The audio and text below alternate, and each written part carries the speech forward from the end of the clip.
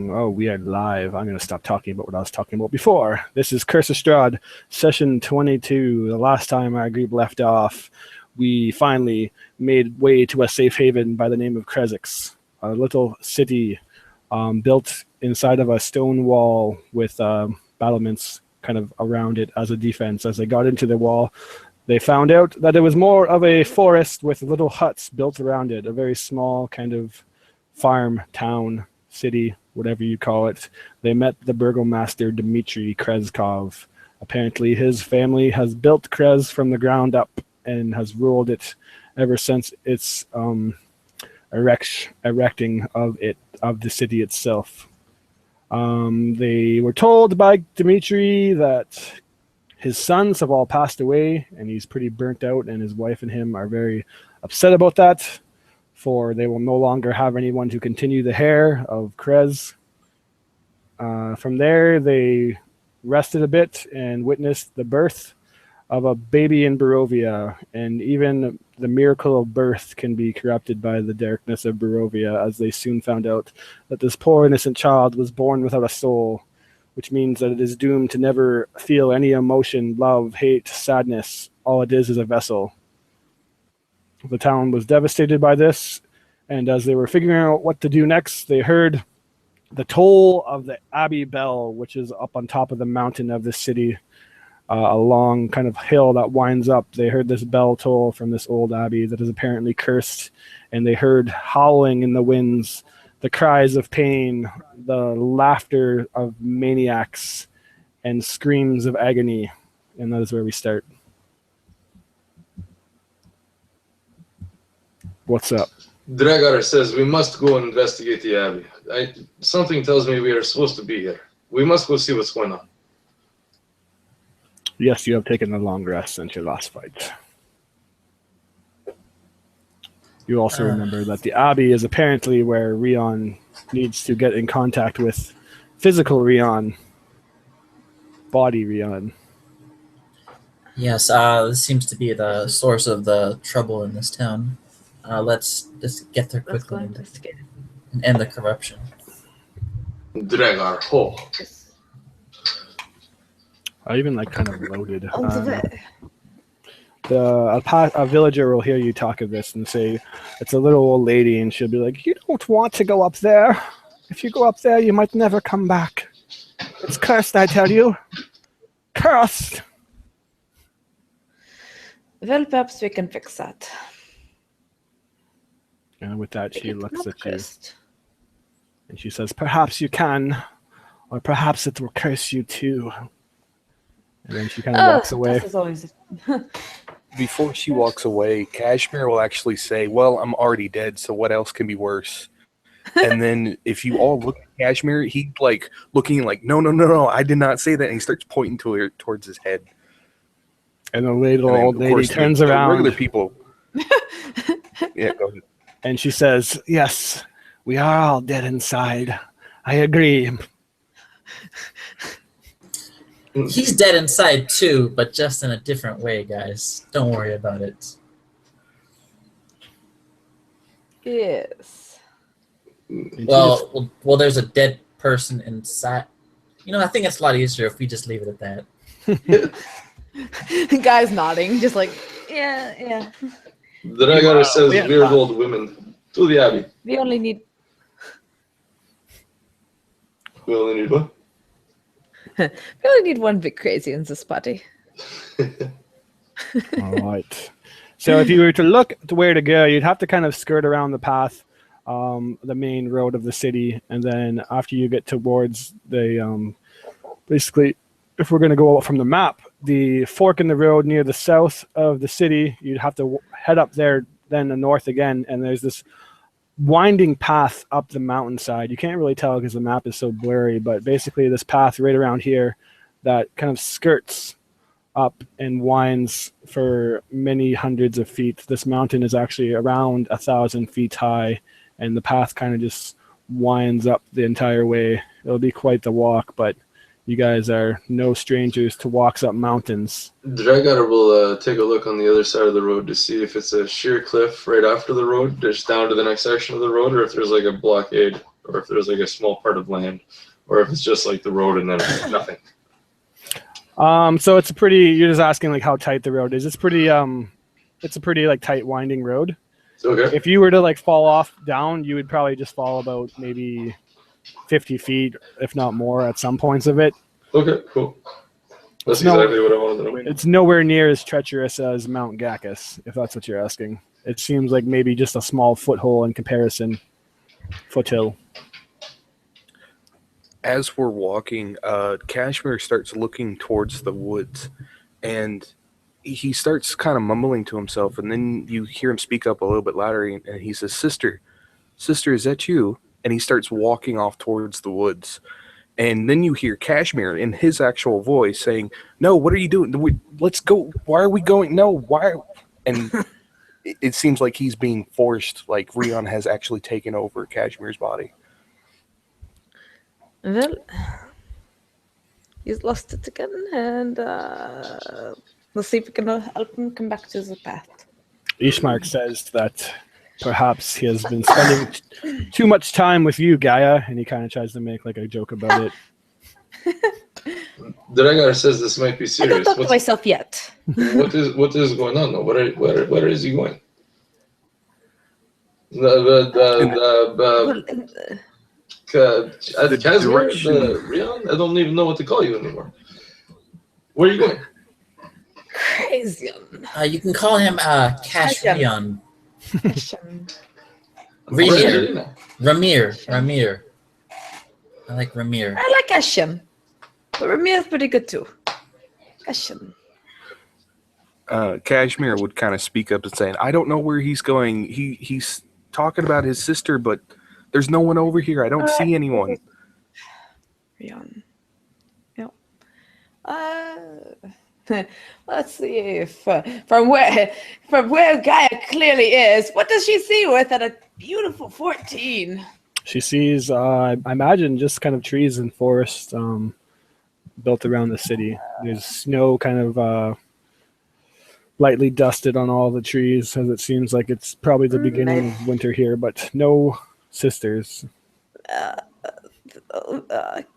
Kashmirian, I don't see anything unless Rion, you have special magic ghost abilities, because you already possess bodies, so no.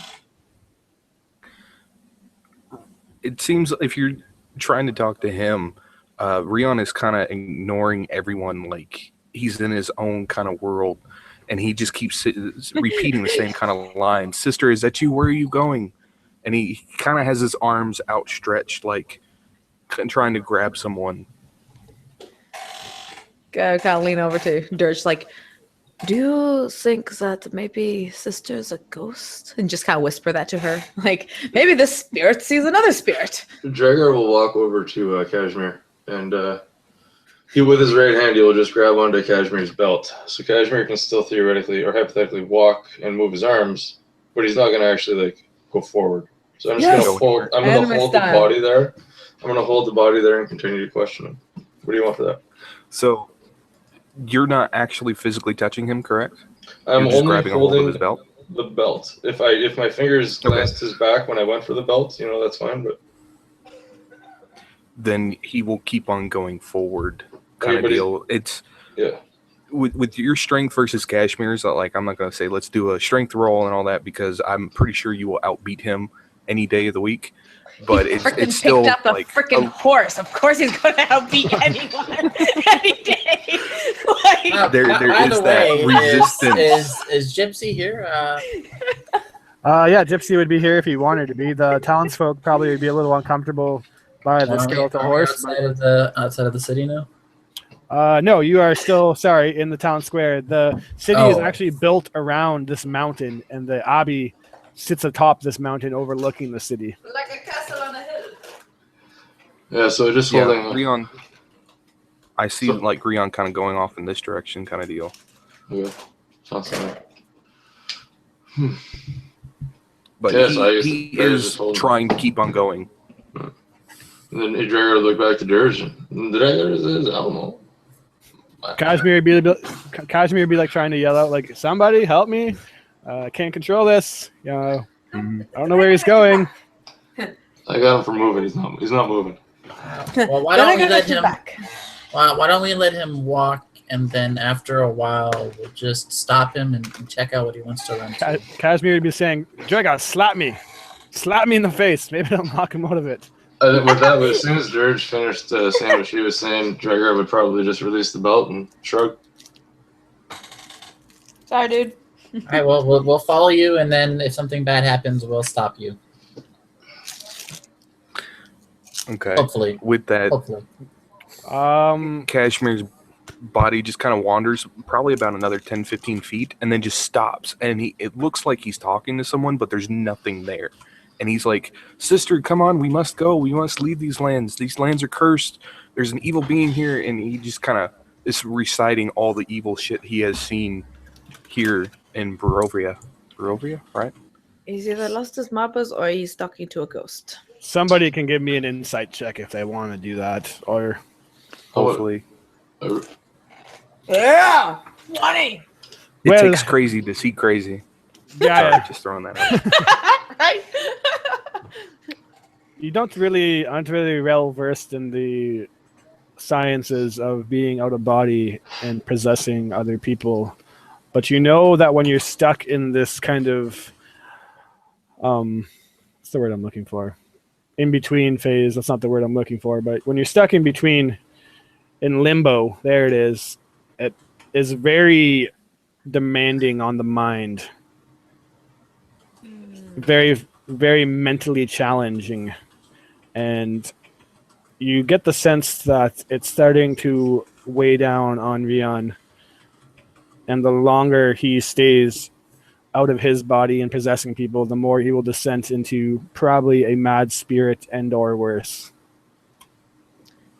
You know, second So no thought. pressure. Draga, pick up Kashmir. We need to get Rion back to his body. Like, he's, yeah, this is crazy here. He's gonna get worse.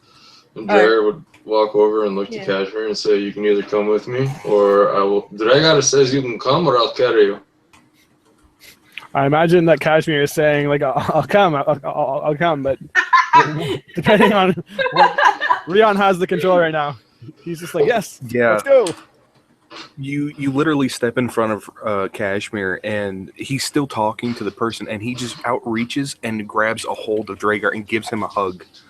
It's like, come on, sister, we must go. I know you're upset, and so now Rion is hugging, or actually Kashmir is hugging Dragar. This is awkward.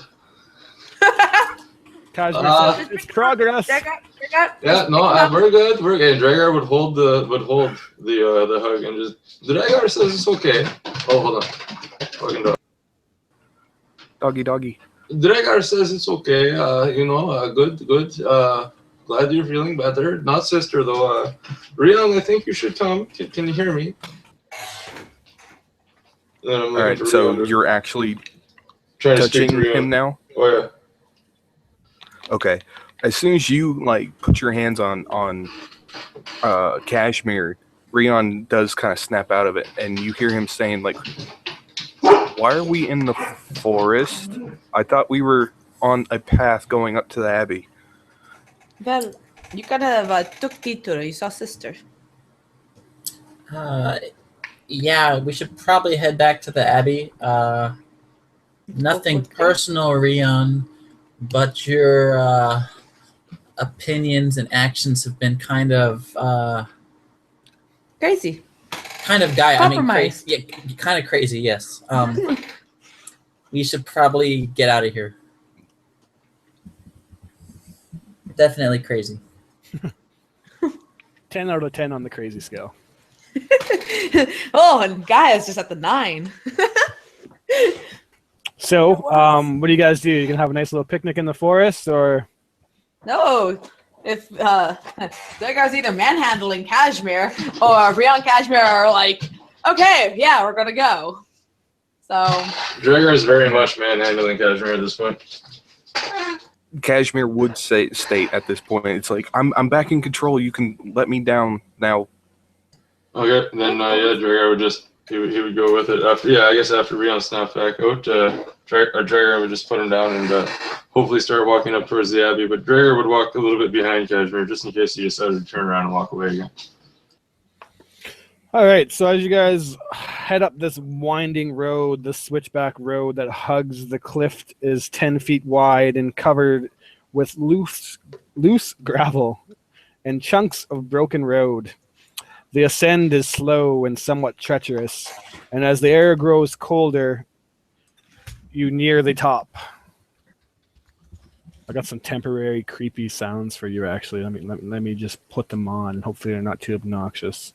Well, they won't last very long, but just to set the ambience. Oh, whoa! Sadly, I can't hear any of that, so...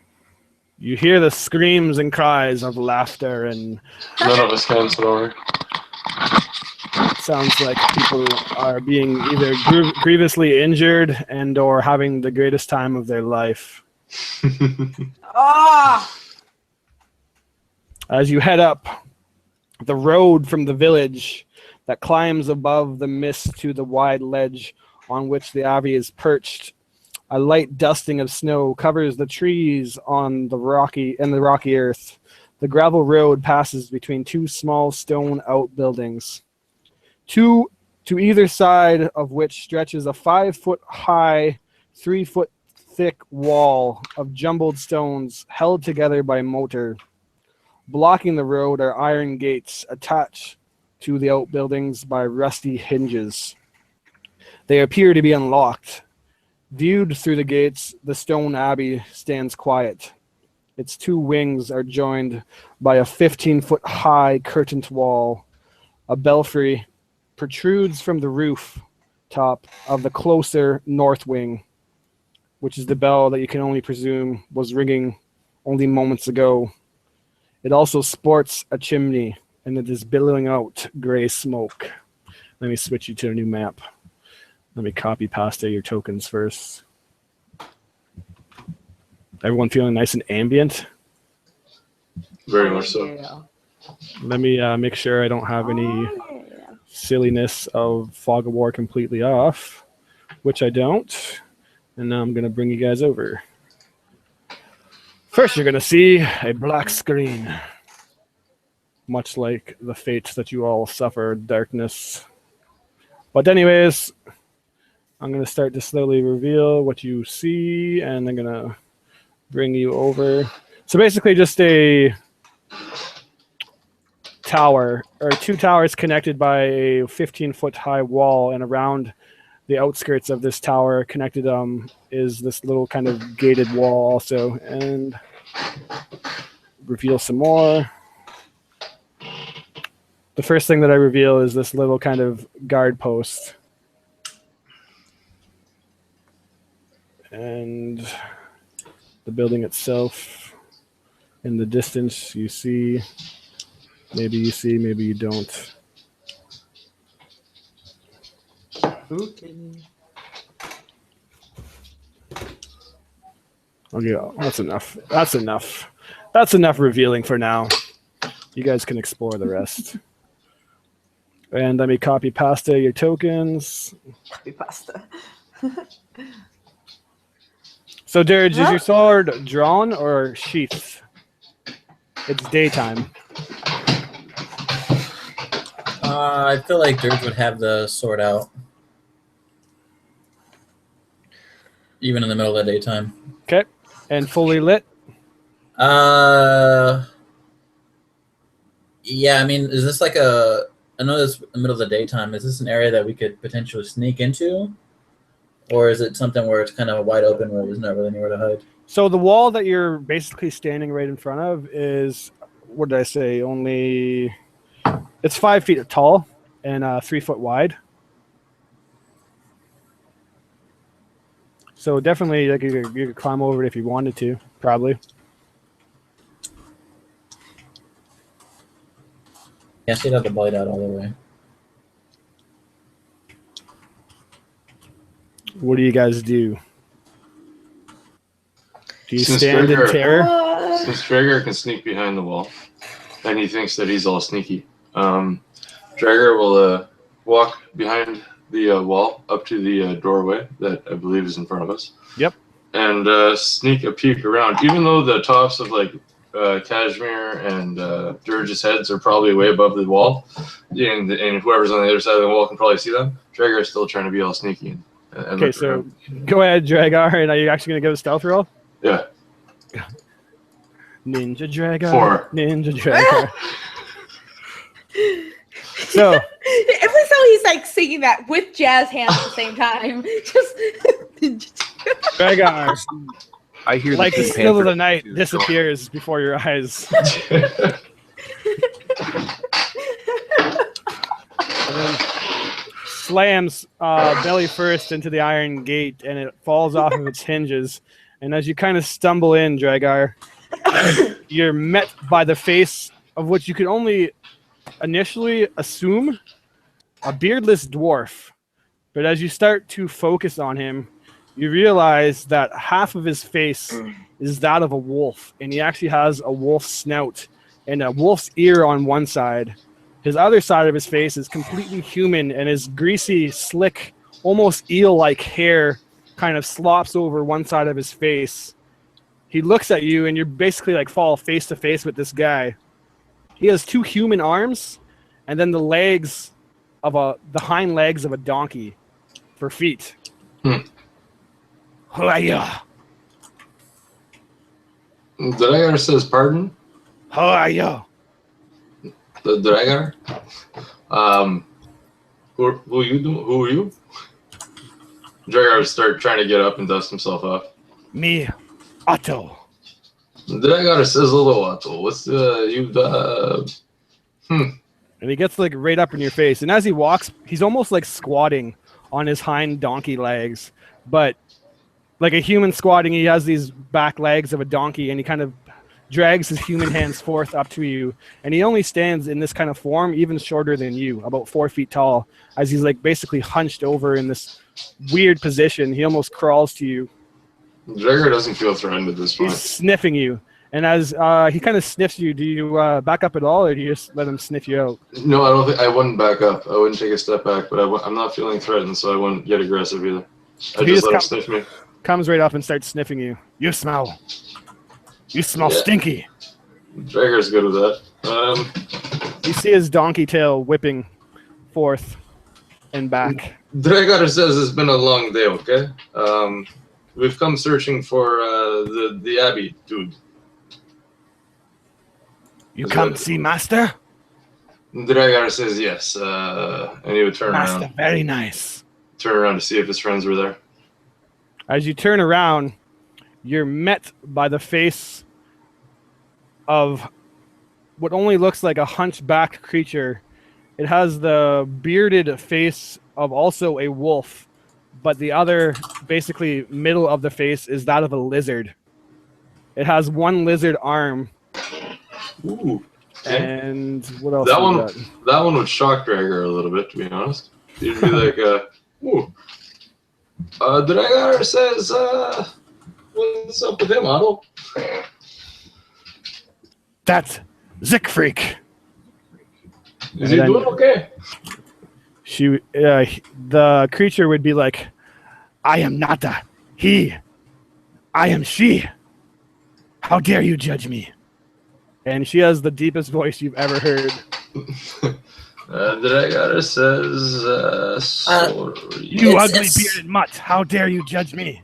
I'm very pretty. I'm sorry about that. He doesn't understand the difference between gender. He's a very slow creature.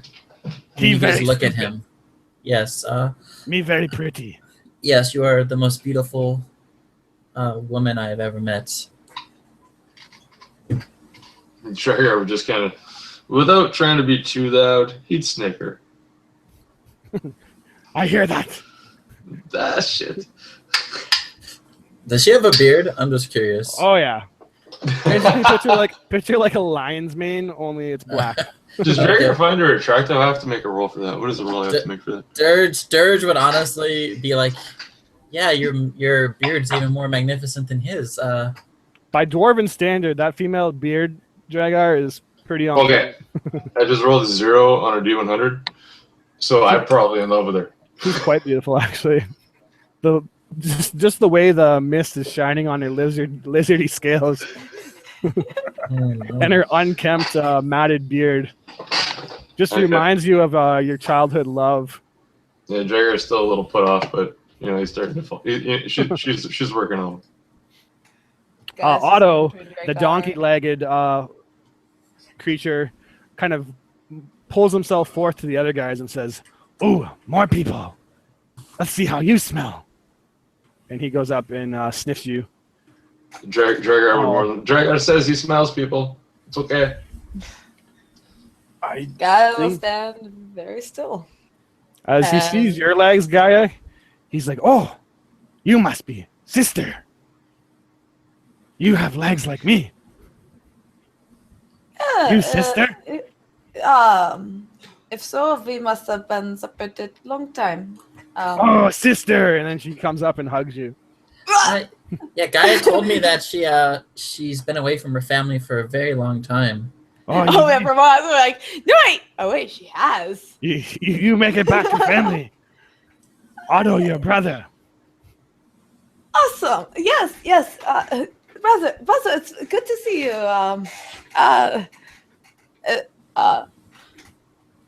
Where's You don't like Mother- brother? No, I'm just it's a lot to take in all of a sudden.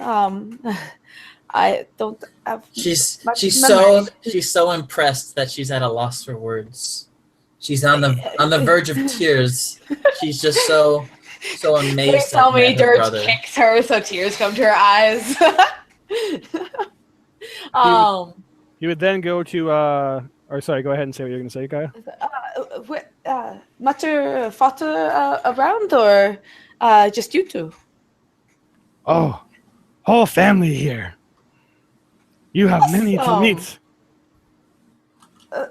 That's wonderful. Could you introduce us, I suppose?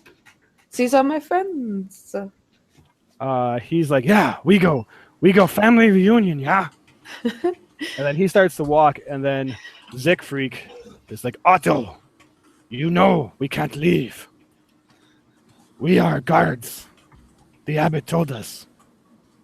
She kind of sounds like Batman almost, but No. more grungy. Dirge would say, "Well, I mean, this is a very rare, special circumstance. Maybe you could make an exception. I mean, it's his family." Yes, absolutely. It is our duty to protect the abbey. We are the watchers. We must never stray from our post.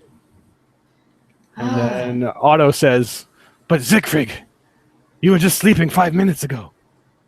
To which point she would kind of like charge forth at him and start like trying to punch him in the head and be like, "You shut up, idiot!" And they start to bicker and roll around over top of each other as they're fighting. Well, if they are family, I know where I get my devotion from. Gaia, shh. Should we, while they're distracted, sneak on by? And Dragar says they will bring us to the master. I believe that is the abbot. Yeah, guys, like, so can take me to Mutter and Father and also other family members. Otto's like, "You were sleeping first," and then Siegfried's like, "No, you were sleeping. You just dreamt that I was sleeping." Siegfried. Mutter and Father, you're going to show us to them. Hello, get over the rumbling and They kind of bickering. break apart, and Siegfried, even though she's a female, significantly outpowers Otto and has him pinned on the ground and says, "No, we never leave post. You go see the abbot on your own. He's in there." And she points at the tower with the belfry on top of it, which is there. Now, of course, if you want to do some rolls, you can, but she points to this and says, "Abbot in there. Just go through main doors. We must Thank you. watch the guard posts for invaders." Absolutely. Okay. You Not notice very good guards. You notice to the south that there is a bunch of graves, and they all mostly seem completely dug up. Okay. And Dragar says As- maybe necromancer here. Can I do a perception check on these creatures that we're walking by to see if I see any like stitches or anything like that? Yeah, absolutely.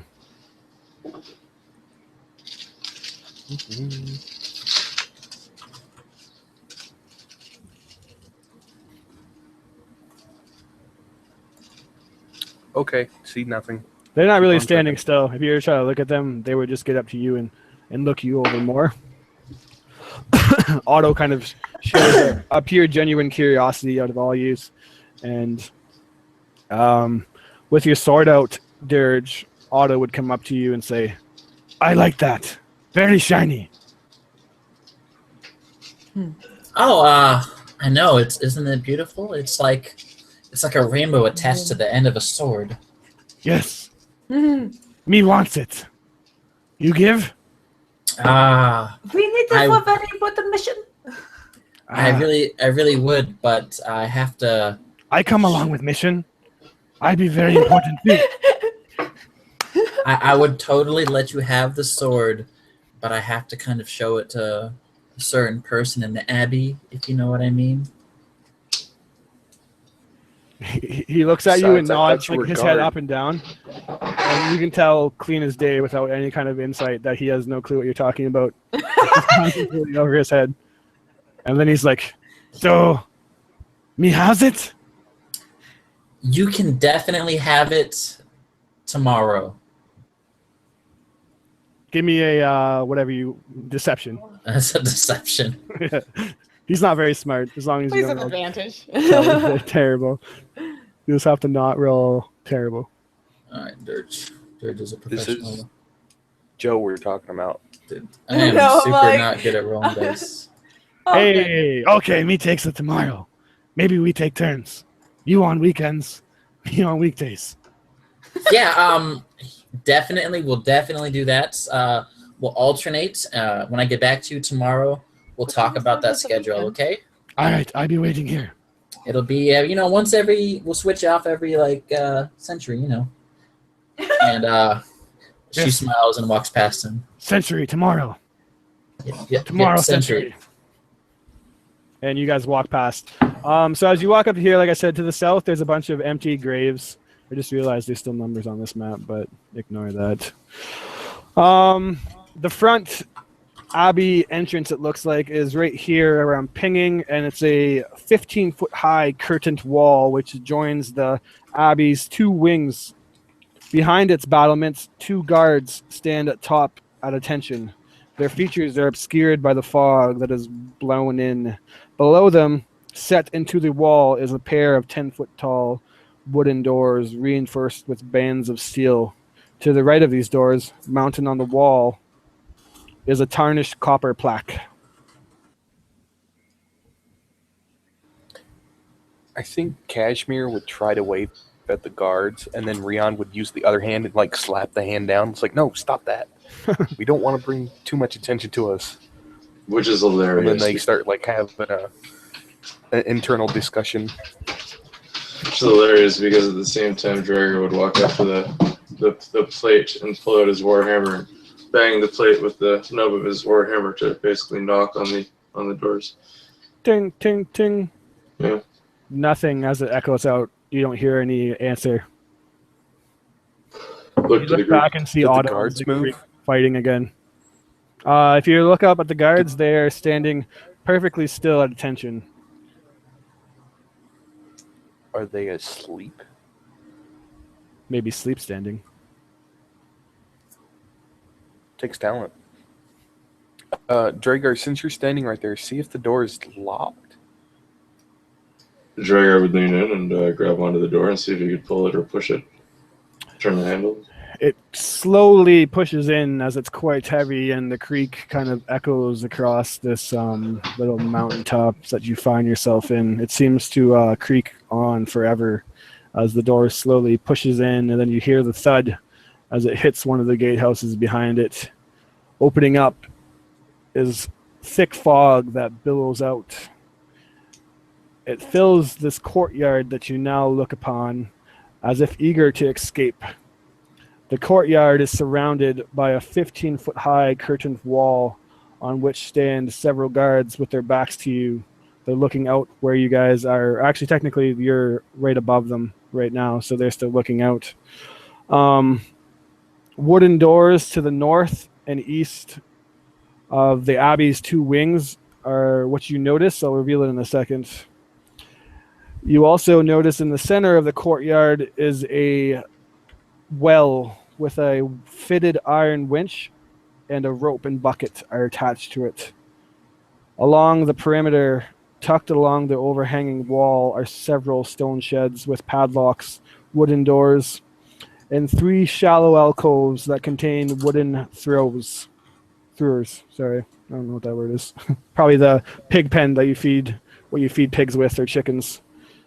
2 wooden posts pounded into the earthy rock have iron ringed bolts on them. The chain slowly falls to the ground and kind of disperse into the fog where you can't see what is connected to it. You hear the laughter of a little girl. And I'll reveal. But we don't see Well, that's the little girl. No, it's quite foggy in here. So the mist is thicker in some areas than others. So this map isn't to scale. I probably should tell you that it's not 5 foot by 5 foot. It's a little. I believe it's like 10, even more. So it's pretty big abbey that you guys find yourself on. But let me reveal what we got here. How do I do this stupid drawing reveal? Can't remember. The control? It's not control. I found it. So that is much better. Da-na-na-na-na. There we go. That kind of opens it up a little better. And that's what you're going to find yourself looking upon. So against the wall to the southeast are all these little sheds with padlocks on them, and then there is doors to right here where I'm pinging, and then up the top of the north where I'm pinging. And then you obviously hear a little girl laugh somewhere in the misty courtyard. Jared would look back to the group after pushing the door open. Dragar says that's kind of creepy. It seems to be coming from where the big wooden post is drilled into the wall with the iron chain dispersing into the mist. Dragar loves children, but who knows? And he would look to Dirge and Kashmir and Gaia and Ishmark, and he would kind of nod his head and like, let's go. All right, let's head in. All right, as you guys step in, I'll let you do that yourselves, actually. So the well is in the center, iron post over here, and then the pig pen or chicken feeding area, and then what you could only assume is like chicken pens or sheds are there. Once you step in, you hear a little tiny voice call out to you, "Help me." Dragar would yell back, Dragar says we're here for the abbot. Where are you? They're coming for me. Help. Rion's going to walk over to the well, or I say Rion Kashmir, and look down the well. Okay. Give me a dex save. Aw, I had something nice and planned for that, but okay. There's nothing I was nice actually to going to do. have like Rion freak out and see something on his own and like jump back but He sees something. oh, already. that's my dex save. Do you want Kashmir's No, it's fine. dex save? Okay. So as you lean in over to look into the well, it is black and dark. But as you kind of peek your head over and try to get a better look, you at first see 3 little red eyes.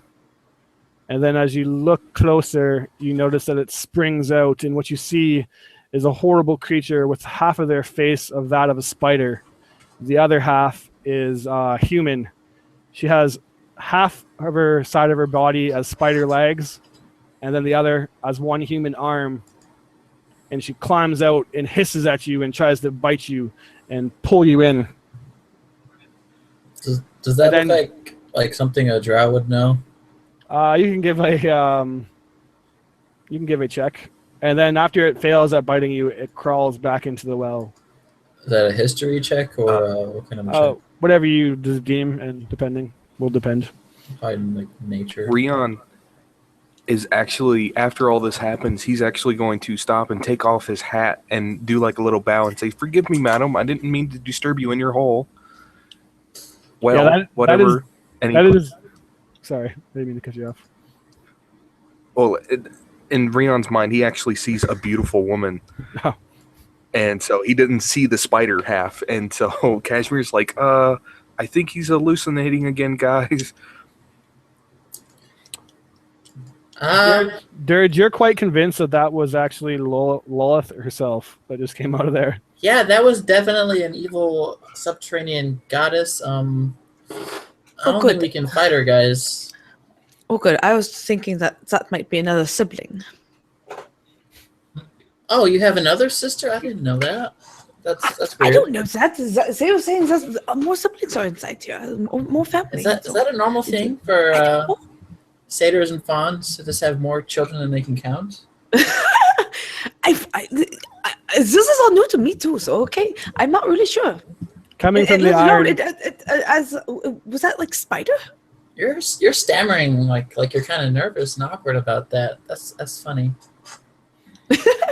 Coming from the wooden posts, you hear a little voice say, "They're coming, they're coming," and then she screams it, "They're coming!" And then with that, the sheds erupt in like howls and shrieks and laughter as the abbey is completely engulfed with the sound of chaos. A girl runs out. She has long, stringy black hair. What else does she got? You see spider mandibles for a mouth, and outstretched are these bat wings on her back. She runs at you guys screaming, and then moments before getting towards Dragar is yanked back by the iron chain that she is on. And then she... Go ahead. She drops to the ground and says, "They're coming. Help me."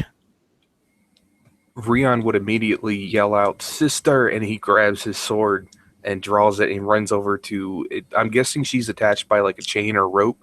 He would try to break it. Okay. Is anyone going to stop it, or you can give me an attack roll if no one does anything? I mean, if he knows how to defeat Loth, I mean, I don't want to stop him. Dragar asks who's coming. The agents of darkness, they're coming for me. They want to kill me. They know I'm powerful.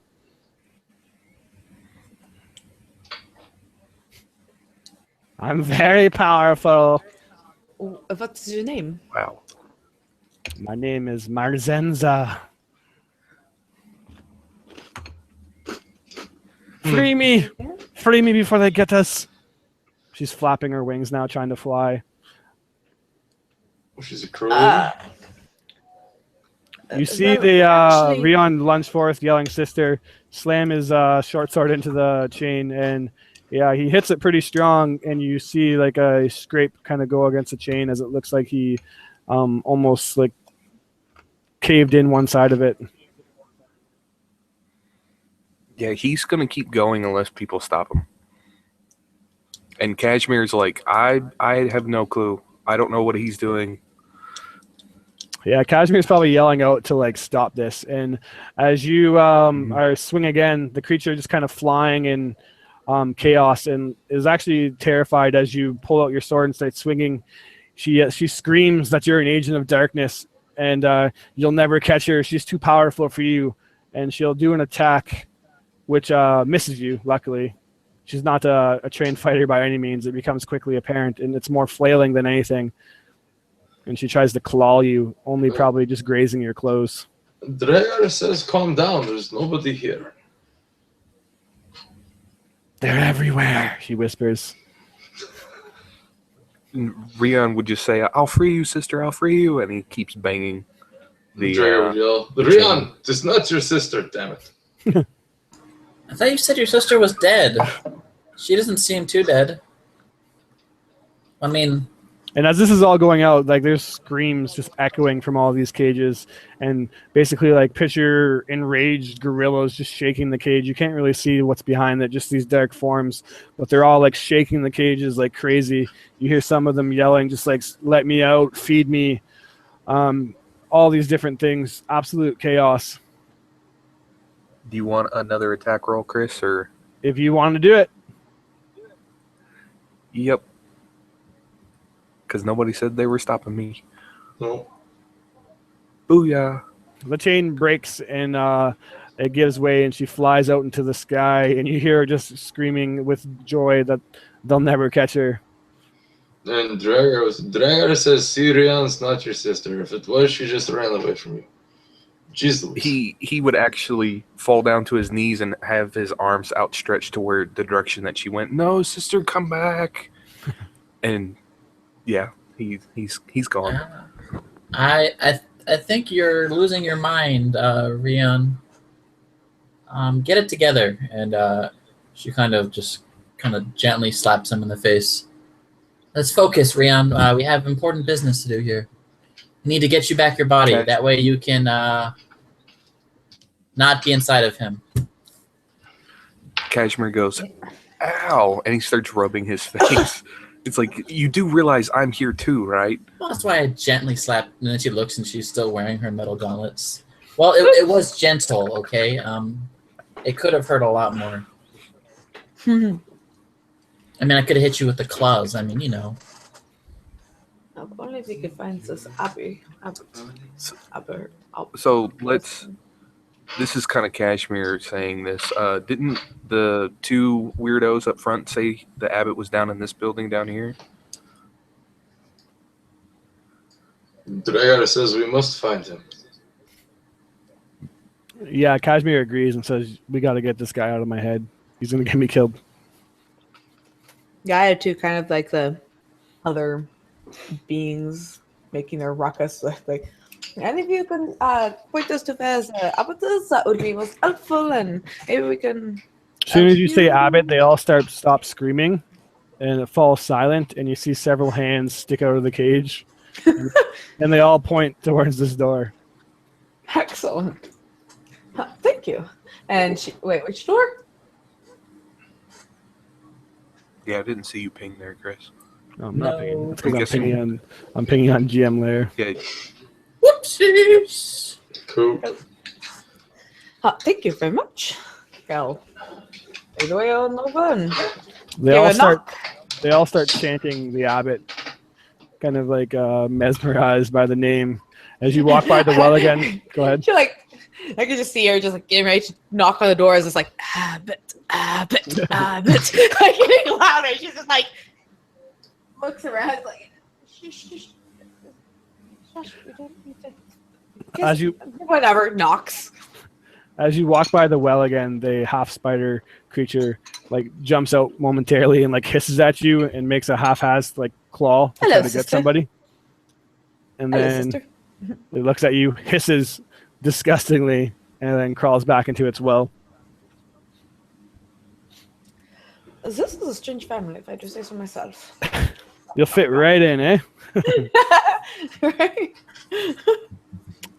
No one answers the door, but as you knock, the door is just kind of like loosely swinging there. You can hear Okay. gentle music Sure. trickling out from the door. Some stringed instrument is being played by some unseen master. Oh, Fluffy's on the other side. So she's gonna push the door open slowly and she'll kind of poke her head in. But like, excuse me, Can Abbott? Hello? I tell what music is or what instrument is being played? Give it a check. Probably, almost definitely.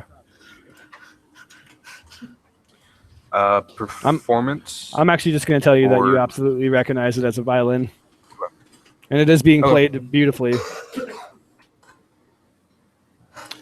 The ground floor is one large 50-foot square room with arched leaded glass windows. A cauldron sits on an iron rack above a fire in a hearth, while above the fire mantle hangs a golden disc engraved with the symbol of a lightning arch through it.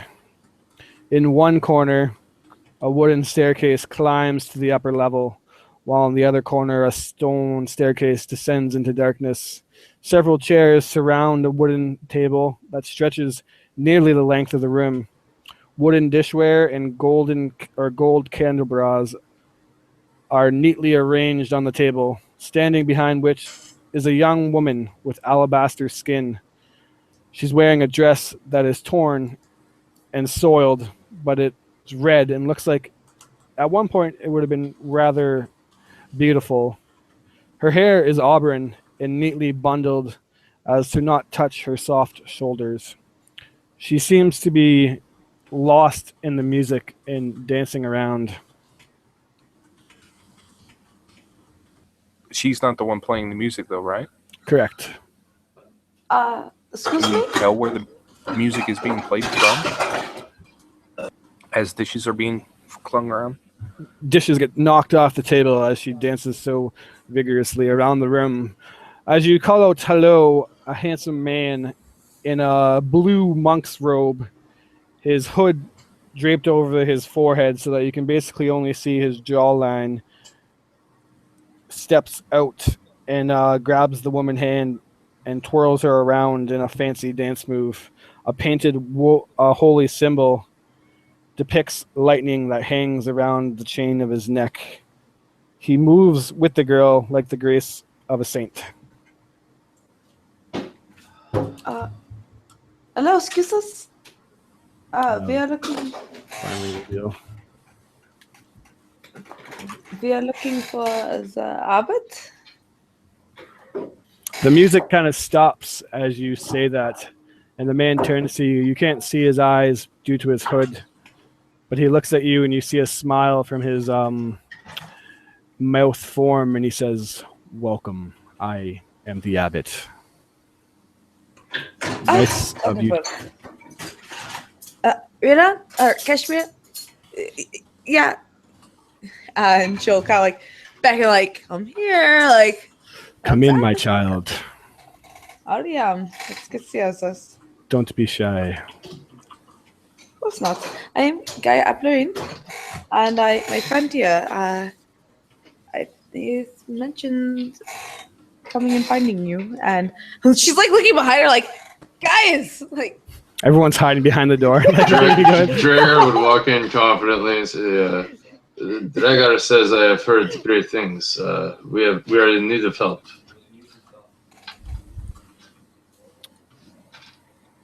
I'll leave it at that. Our friend here is, well, this is Kashmir, and also Kashmir is our friend Rion, and did we bring, is Gypsy still outside Dirge? Out of character, was there any way for her to get up this mountain without having to enter the town? Yeah, she could have walked up with you guys. All right, and she would have gone around. Then yeah, we've had the spectral skeletal horse right behind us. You carry, this is Gypsy right here. You carry Rion's dead body up to him. He kind of clears the table of all the wooden cutlery and knocks over some of the candelabras and says, "Place him here." Drago would walk over to Gypsy, unlash Rion's limp body, pull it, and throw it about 3 feet onto the top of the table. Okay. Easy. That's not your body you're flinging around there. I mean, what's a few bruises for a... He doesn't bruise when he's dead? Jeez, Drago. You hear a thud and a couple cracks. Looks at like some of the sloughing skin. It's just like, Well, hopefully when you get revived, that'll fix all the things wrong with your body. Well, maybe it's not that good of a spell. All right, Rian, if this does work, just be advised that you may be in agony when you come back to life.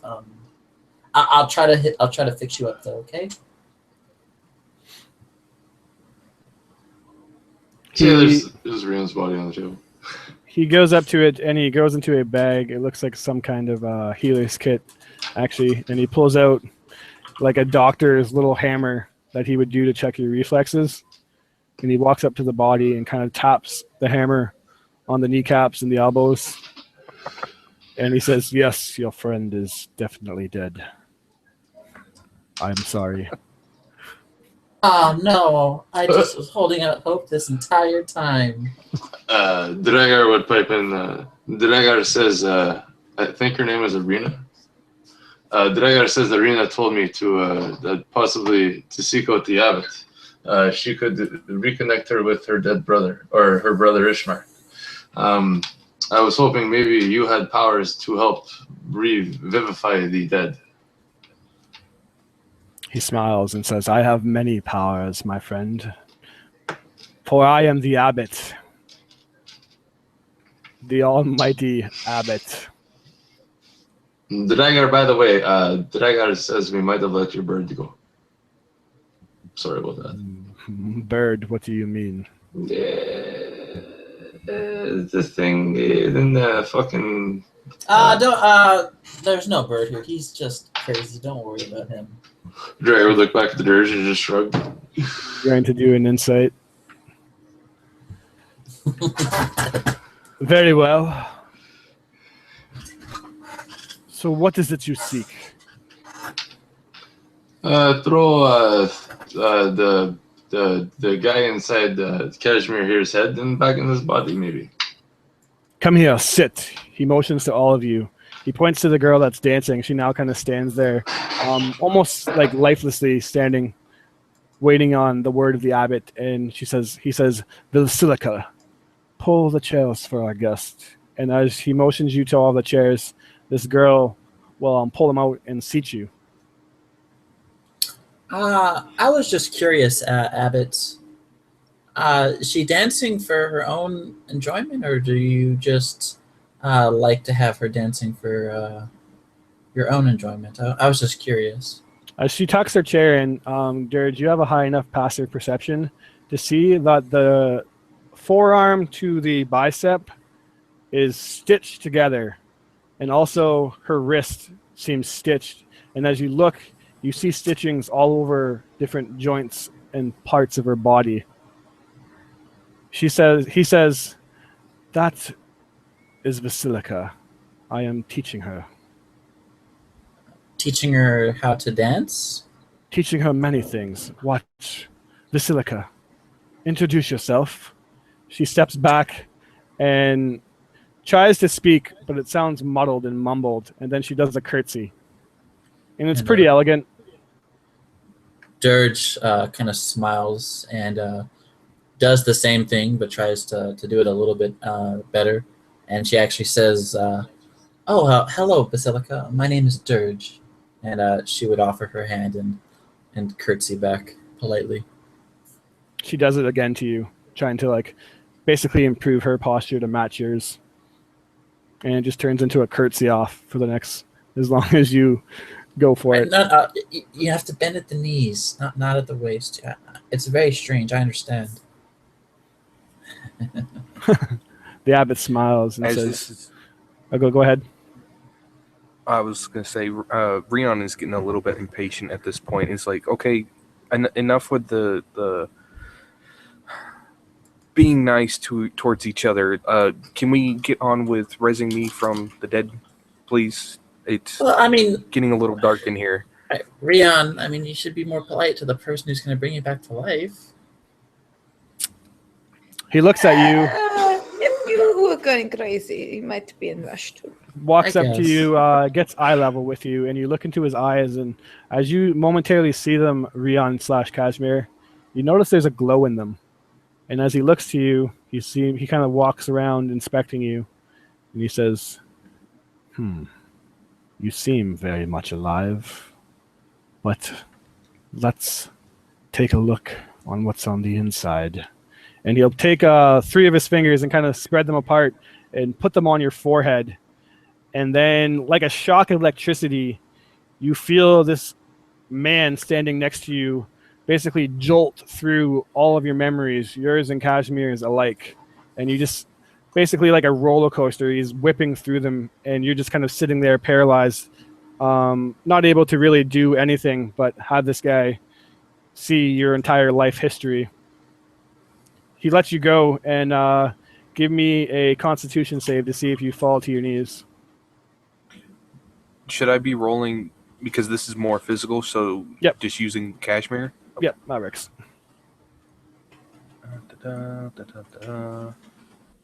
You do Damn. fall to your knees, exhausted, like you just ran a marathon. He says, very interesting indeed. Very interesting. And then he'll go back to the table and start inspecting your body. And if no one says anything to him, moments of silence will go by until anything. And he's just looking at it, basically like picking up Rion's arm and shaking it, looking at his leg. He'll take a boot off and look at the toe. And you'll see... Dirge would look at him, seeing if he's doing anything vaguely medical related or if this is some sort of weird act going on here. Okay, go ahead. Insight, I believe. Or I guess if you have medical... If you're Can I try proficient... medicine? Yeah. Oh, yeah. Then go ahead. She's like, that doesn't seem like a medical technique. It seems like more of an autopsy that he's doing, inspecting the dead body. As he pulls off a boot, you see that Rion's one foot is like badly frostbitten. It's just like black, and everyone's kind of like, ooh, that looks really rough. It could be worse. It's only the one. What? I mean, it could be both, I suppose. Let's not look at the other foot. Did you guys not take care of my body at all? Well, to be fair, we almost froze to death in a blizzard and an avalanche. You would We think. wouldn't be much Kill the use to you goat. if we were dead as well. You could have been nice You and would just think- not died. I mean, that would have made it a lot easier for all of us. Oh my God. I mean, to religious people here that we would have a little bit more respect for the dead, but apparently not. I have more respect for the blizzard, but that's just me. His I voice thought booms you- over yeah. all of you and says, "Be quiet." And as he does that, the room echoes, and his voice, the equivalent of like thaumaturgy but louder, completely echoes across the room and probably hurts all of your ears as he slams his fist into the door, or into the wall or table. Sorry. You'll get there. Eventually. If everyone's quiet, Why not ceiling? he's like, Sorry. "First, you tell me who you are. I want to know your story, all of you." And then anyone who's not sitting, he'll demand sit at the table. And I picture you all just kind of like sitting at the table, uncomfortably close to Rion's dead body. He goes and sits at the head and pulls out a chair. He motions to Basilica to come sit by him, and she does so. And he's like, Tell me everything. How did you get here? And what has led up to this?" Do I Back know looks at that the he others. saw everything in my head? Probably for the most part, you suspect it. Okay. Well, Well, then I'm gonna. Oh, go ahead.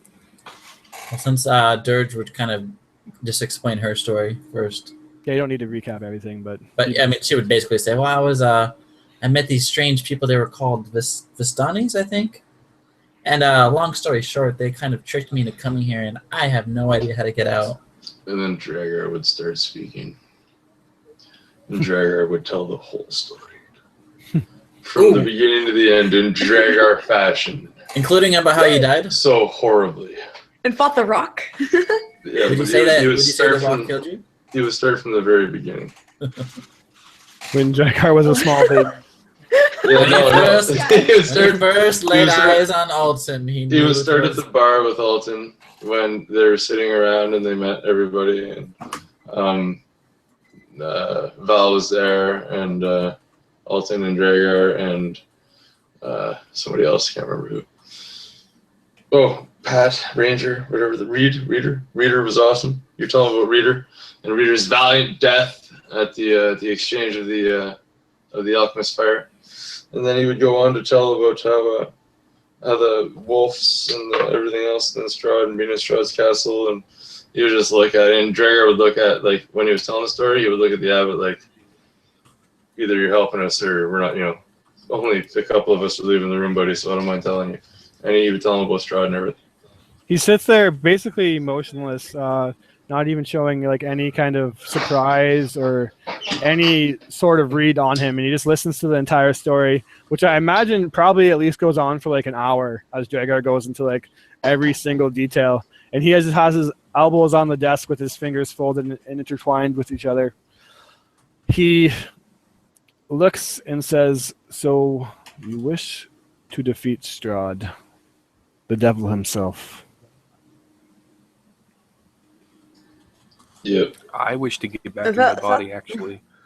That is why I was sent you, and so is to defeat Strahd. The Dragata says he's messed with my head a couple times, even though we got some problems. Yeah. Well, and your friend here, he is needed. Yes. Very much Kashmir's needed. like, Kashmir/Rion's like, yes, definitely needed. Well, I do have the powers to bring him back. Although he's been gone, well, absent from his body for quite some time. But first, we must find if your hearts are kind and as patient and as valiant as you tell to be. If you can deal with my children for the day, then perhaps you are worthy of these services. So you must be fathers then. Otto and what's her name? They were just told me that we must be siblings, and so yeah. Yes, the mongrel folk, I guess, would look at me as a type of father figure, I suppose. I am, after all, the cause of their current existence. Okay. He looks Can you moderately upset by that. can you go into a little bit more detail of that? Like, why are they in the state that they're in? Did something happen to them? Yes. I happened to them. And he would tell you a story of how he came here centuries ago to honor Markovia, who this abbey was once built for. He would tell you that the mongrel folk, he calls them, are actually a family by the name of the Bellevues. They were a diseased and mind-corrupted, inbred family that showed up to the abbey in duress, wanting help. The abbot tells you that he took it upon himself to try to cure these Bellevues of their ailments. First, with the diseases, he had no troubles, but the Bellevues, he couldn't cure their minds. They seemed to want to change themselves. They weren't happy being humans. It was one fateful night, he tells you, that a man showed up at the abbey by the name of von Holtz. I knew this man was evil the day I met him, but I was foolish and thought I could save him. The man worked with me and told me that he wanted to help save the mongrel folk as well. We tried experiments and rituals on them to save them, cure their minds, but nothing seemed to work. One day, von Holtz started giving me rituals and information, books, tombs that I've never seen before. And it wasn't until the fateful night when I turned their family into these new monstrosities, a cross between all different types. And he looks like he's struggling to say this, like he's actually upset about this. I turned them into mongrel folk. And it's at that point that von Holtz dropped his disguise and revealed himself as Strahd von Zorvich. In the guise, he taunted me. He knew that I became corrupted by doing these methods, and I knew I was beaten. I take it upon myself now to look after the Bellevues, for it is the curse that I gave them.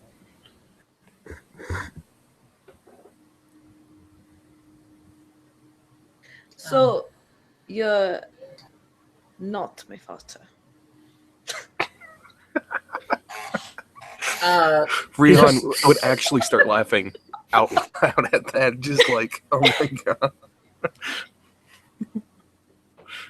He actually says to you and smiles and says, I suppose you could look at me in perhaps that manner, because you are, after all, a servant of Palar, no? He looks at probably a symbol around your neck. Yeah, she just smiles like, I am. I very, yes. And straightens out the, like, I got this. In religious orders, Gaia, it's often common to call your superiors father. So, I mean, I suppose technically he would be your father. He points at a kind of brooch that keeps his hood together, and you see that he has the same emblem of Palar around his neck. She smiles so bright. It's like, I've never been such good company in a long time. Great, crazy people. By the way, sir, could you do us all a favor? Gaia is in a little bit of need of tutoring about Palor. She's under the impression that Palor is all about lightning, and maybe he likes lightning a little bit, but perhaps you could teach her about the holy justice and all that stuff. I'm very much aware of what Velo is about. Oh, what is he about? She will go off on like a slightly like, yeah, there's points that yes, no, yes, no. And so just another kind of shaking the head of like, Abbott, sir, I rest my point. And she would kind of go to the door and kind He of wait. smiles at you and says, "And what is your name, my dear?" To you, Dirge. Oh, I am. My name is Dirge. I'm. And who do you serve? I serve the goddess of joy, Lyra. He would say, gods do not necessarily care what you believe about them. They only care how much you believe it. I can tell by looking at Gaia that it is only love and devotion that she shares for her god. Palor could care less if she believes that it is lightning that speaks to her, or if it is the sunlight, or if it is the moon. He only cares that she is faithful. All right. I mean, I could definitely understand your sentiments. It's just that at times we can be led astray when we don't have all the information we need. And with that, he says, fair He enough. saw those blights. They tried to lead me astray, but I stood up very well. Well, and aren't you also supposed to spread your religion to other people, and spreading it falsely, doesn't that hurt your religion? I do not spread it falsely. I live my religion, and if people want to follow after, like Anthony was starting to learn more about it, and like that's your choice. And my duty to Pelor is to uproot the word of evil. I'm not to be a missionary necessarily by preaching word to the earth, but through my action by being an example. That is my purpose here. He smiles at you, Gaia. Thank you. And Dreyer is just taking all this in, and he looks at the abbot and he's like, "Did I got it says the children on the chains or the children in the yard?" There are children everywhere in this abbot. You take care of them and show me that your hearts are pure, that you can care for creatures that the world would outcast, and I will bring your friend back, good as ever. Breon would actually kind of pip up and say, "Do you mind if I actually stay in here? Because I don't think I'm all here. Like, I lose track of time, and they say that I'm doing certain things, and I'm worried that I'm going to hurt Kashmir." He says, "Then it shall be a test for you. How badly Oh, joy. do you want to be alive again?" And then he would ask, like, you would have your friends do all of the work for you. How do I know that you yourself are not corrupt and that your friends Because are just puppets? you saw my memories. You I saw went many through things. mine and Kashmir's brain. And he says that he saw you take lives. He saw you get angry without the precedence. He sees that you are not only perhaps going mad because of your current state, but maybe for. And then he says something along the lines of what you would do for your sister. How do I know? And basically, once he mentions your sister, you're like, okay, maybe, yeah, maybe I would do some sketchy things. With that, Vrion kind of just hung his head, almost like defeated, and kind of walked towards Dragar and be like, okay, let's go out. And start walking out the door. Don't Today- worry, I Okay, would so- not sit you to my children without an advisor. Luckily for you, one of my most trusted colleagues will show you around. Look at this as your trainer. And then he'll whistle and say, Cloven, come down here at once. And walking down is another one that you instantly recognize now as these mongrel folk. And let me just pull up what he looks like. He has two heads, actually, as he walks down the stairs. One is a normal kind of head with goat horns on it. It looks human besides the goat horns. And then the head sitting adjacent to it is the head of a baby. And it looks at you all, and its tongue sticks out, and it's the tongue of a snake. And then he kind of hobbles down, and he's pretty short. And he also has... what's the animal I'm looking for? I guess we'll call it goat legs, much like Otto. But picture that guy from the Hercules movie. It's like basically a satyr, but much more hideous because he has a baby head. A baby head? Oh no. And a normal head. Oh, that's double no. Yeah. The baby head actually looks like it's going to cry, but then instead a snake's tongue comes out of its mouth. And Dirge puts on the best deception and acts like it's completely normal. Oh, hello, stranger. Nice to meet you. he puts up a bottle of wine to his mouth and chugs it, and then belches. The baby's obnoxiously. mouth or the other mouth? The adult mouth. Okay. I was gonna say that's just wrong. Rion actually sees a normal person carrying a baby. That's fair. And so he's acting like nothing is wrong, but Kashmir is kind of like, what the hell's going on here? And this guy who's Cloven kind of hobbles down the stairs, and he says, I just fed them. We got to do it again. And then the abbot says, Cloven, my dear friend, I want you to take our new colleagues here and show them a day's work taking care of the mongrel folk. I will have you personally report back to me on the job that they do. It is up to them. You just oversee.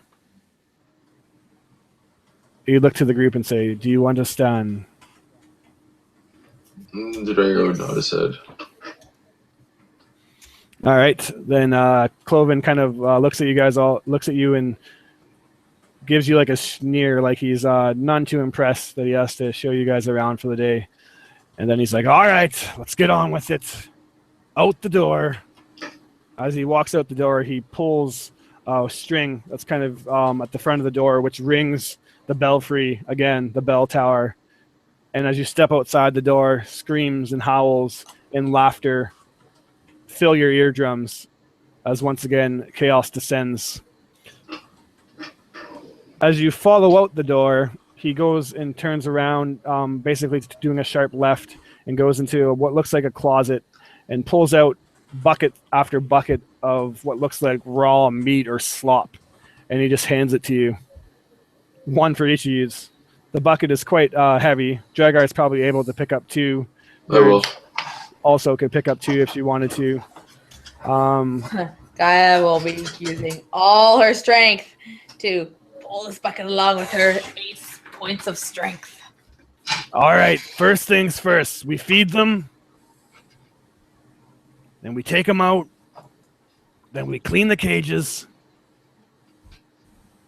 And then lunch sometime in between then. Oh, I can't wait for lunch. You guys better not suck at this. I have no patience for your impertinence. Let's go.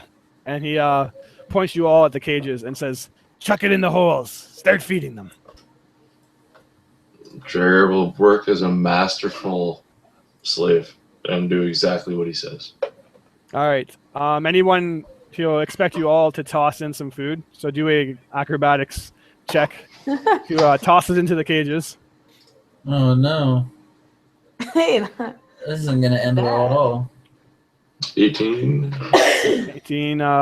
We have a You 12. look at Dirge and you just know this is not gonna end well. Nice, Rian.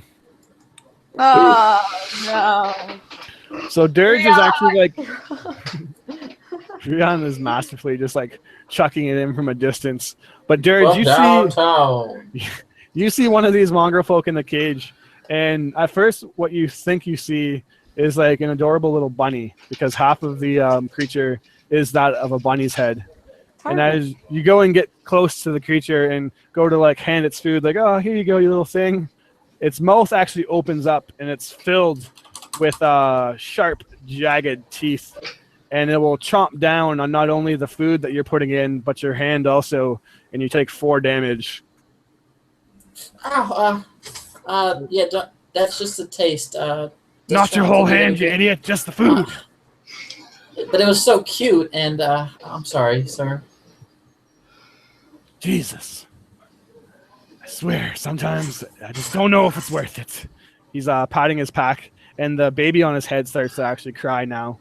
So you have that wonderful sound of a crying baby, and he's like, oh, now you got it upset. This isn't going well. After a couple of times of mayhem and you guys trying to feed the children or the mongrel folk out here, he walks you by the iron posts, and you hear him look at the broken chain, and he says, where's Marsendra? Marison? Where? Oh God, she got out. Not again. Looks at the chain where it's clearly been snapped off and looks at you guys. Did you have something to do with this?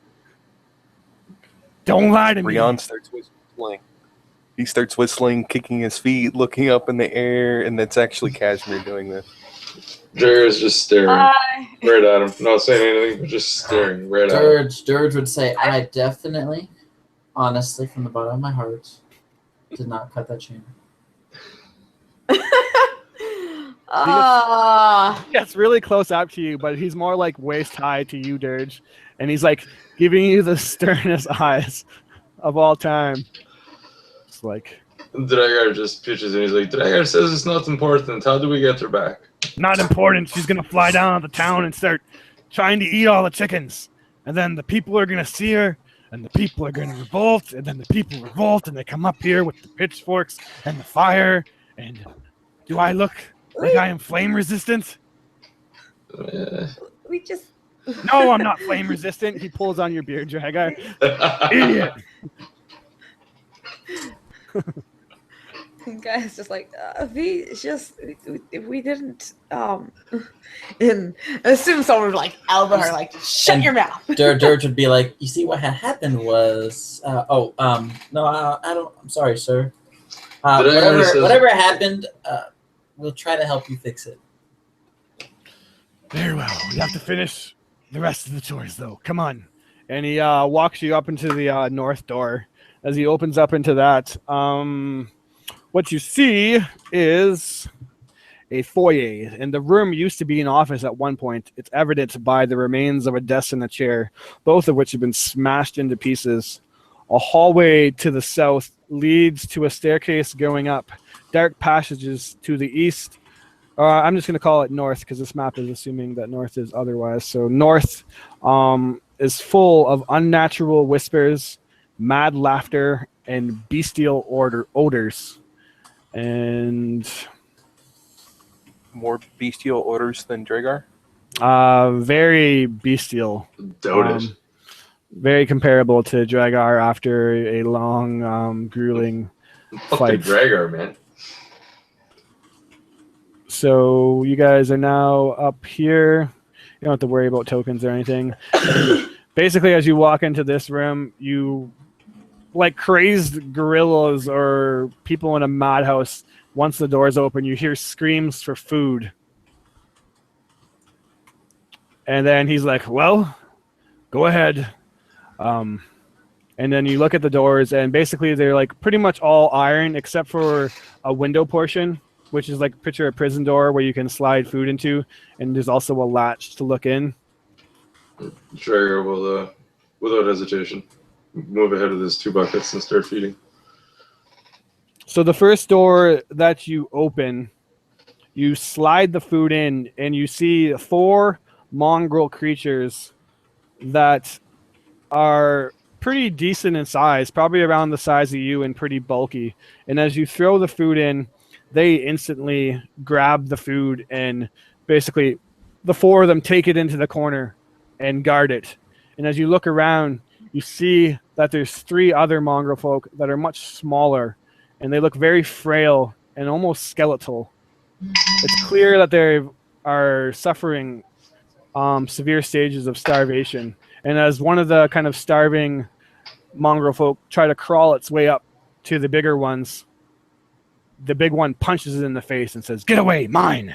Well, Traeger will just walk right in, and Traeger will grab the food back. If Traeger's without weapons, Traeger's just going for your hands. We'll walk through. It and punches grab you the. square in the gut. 4 damage. My food. I'll take it. And Traeger will say, "No, Dragar says you must share." And he says, "Dragar says give a piece over to them." No share. Me big strong. They weak.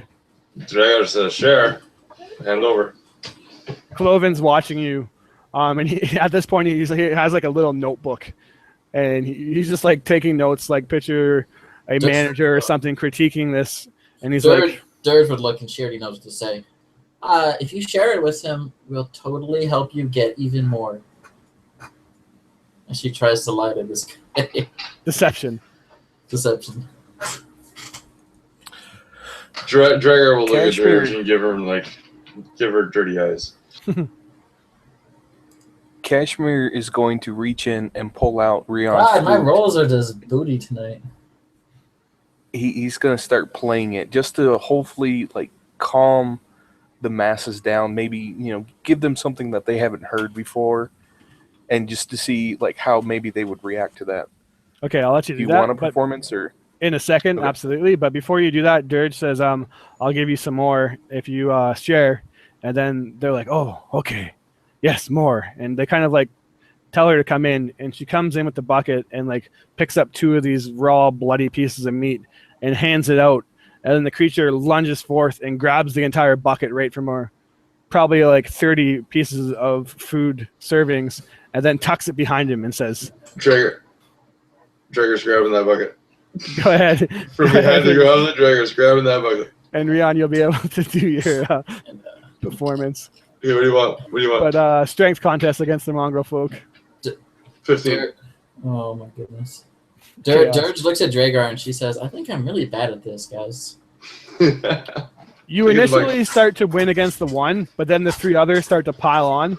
And with the 4 of these mongrel folk that are pretty much as bulky as you, Dragar, they are even able to overpower you and rip the bucket into the corner. And then like protective gorillas kind of surround it. They throw one like tiny piece of raw meat, which is basically like a bone with a couple bites on it, to the 3 starved ones. Traeger we share. jumps on. Rion's playing a beautiful fucking flute melody as this is all It's going on. beautiful. So Traeger jumps on the pile, and like a body pile, and he just he starts wrestling, friendly wrestling, but he's wrestling and he's grabbing food, and he's just winging food behind him to the other little dudes. He's not hurting anybody per se, but he's definitely making sure everybody's eating. All right, so you're getting pummeled because you're That's cool. friendly I'll take all the wrestling damage. with them, and they're just like punching you and clawing you as hard as they can. You're getting punched in the face. Your nose cracks as it's broken once again. I'll take You're it. like a rib break, and you take a total of 13 damage as you just get pummeled by these things. Okay. Nonetheless, though, you are able to get food, and then 2 of the starved ones Cloven's looking at the book, and Rion's playing this beautiful song that probably would have had a chance to do something if Dragar didn't turn into a battle royale with them. But he's like looking at the and it's basically like picture like this 1 to 5 score rating, and he has like Dragar's name crudely written in, and he's like, unconventional, but I like it. And he checks off a 5 for you. Power stance. Jazz hands. But then Jazz hands. he says, but Jazz that's a third of the whole entire serving. Now we're not going to have enough to feed the rest. You idiots. In hindsight, that makes a lot of sense. But didn't you say you just fed them? So couldn't we give them a smaller portion size this time around to feed the rest? He's like, you shut up over there. No one asked you. But What are you, the nutritionist? You know how much a mongrel folk eats in a day? Do you, wise guy? He's like getting up in your face. Maybe we can just convince them that they've already been fed, and then they just will forget. Yeah. Perhaps we keep moving along. This is obviously got a bit out of hand, but you do good effort. So Gaia, you open up the next door to feed, and they're not open up, side open the window, and what you see is 7 of these mongrels, and they are dancing around a circle that is sketched or carved into the ground. And you are pretty sure that they are trying to cast a spell, some kind of ritual. And she just cocks her head and she's like, and she'll look over to the other guy and be like, have they ever been successful in like a spell casting? And then he looks at you and shakes his head, and he says, do they look like they're spellcasters? Just like getting progressively. They have basic ritual outline going on, and so I just wanted to know if they have a history of accomplishing such things, because maybe that might be something of worry if they are so. He says, so you like magic, do you? Let me show you a magic trick. He holds up his finger, and he holds up his fist, and he says, look at this. And then he pulls out a cloth and puts it over his hand, and he says, now here's my fist, and put this over here, and then he pulls it off, and he gives you the middle finger, and he says, ta-da! She's just like, right. They think that they summoned their food. Throw it in there, and the ritual's over. That's cute. You're making them happy by doing that. And she'll like throw the food and just like, congratulations, you did it. They drop to their knee like priests, like holy men that have just summoned their god. They drop to their knees and start praying to it and eat it like savages. George calls out, praise be to Lyra. She provided for you on this day. I can agree to that. Look how happy they are, Dutch. They are immensely happy. Well, that was fun. I think more should act like them. Like, look how happy they are. She is very amused. Anyways, shuts the door. And then he's like, time's a ticking here. We can't just sit all day and look at the mongrel folk like the sad pets that they are. I'm glad that you're finding us amusing, but other mongrel folk are dying here of hunger. Even though they're clearly not. As you go to the next door, he looks to Kashmir, Rion, and says, go ahead, open it up. Let's see what you got, wise guy, Mr. Nutritionist. Can we see inside before we open the door? Yeah, you don't fully open the door. Picture like a prison door, and you just slide open the flap, and you can just chuck the food in. Okay. As you do so, I'm imagining. Yeah, well, first I want to see what's in there, like what they're doing. Yeah, so if you slide open, open the slap, you would definitely see them. What are you looking for? I'm just looking to see if like how they're reacting, if they're like doing some sort of ritual or if they're going to be like bullying other people in the pen, that sort of thing, just to see what's in there. As you open it up, you see 8 mongrels caper about wreckage of what looks like a bedchamber, and they're singing a rhyme. One of them holds up a golden statuette as it leads the parade, and the rhyme that they're singing is, "The devil dwells in his dark house upon a misty pillar. First he'll taste her sweet, sweet blood, and then he'll have to kill her." And they're all just like dancing around singing that rhyme over and over again. Can I do any sort of history check to see if I know it, or if they're just like spitting out gibberish? They are spitting out freestyle fire rhymes, but go ahead now. Just go ahead. If I roll enough Well, dice, just to eventually see I'll if roll, it's Yep. Go ahead. You can definitely discern something. nope. Yikes. Yeah, this is like a very deep and poetic poem that speaks of many. Dirge Go ahead. would see them rhyme and she would kind of smile and she would say, wow, you guys are great singers. Who are you talking about? They all stop singing and rhyming at the same time and glare at you. And then they say, "You interrupted the song. Now the Rion devil would will start get a new you." one. Rion's going to start a new song and start singing like, "Rion brings you food to you," and he throws one to one of them, and he just starts, singing a bunch of kind of random words about how we came here to bring them food, and just start throwing it at the random people They grab it with to both hopefully hands. maybe get them.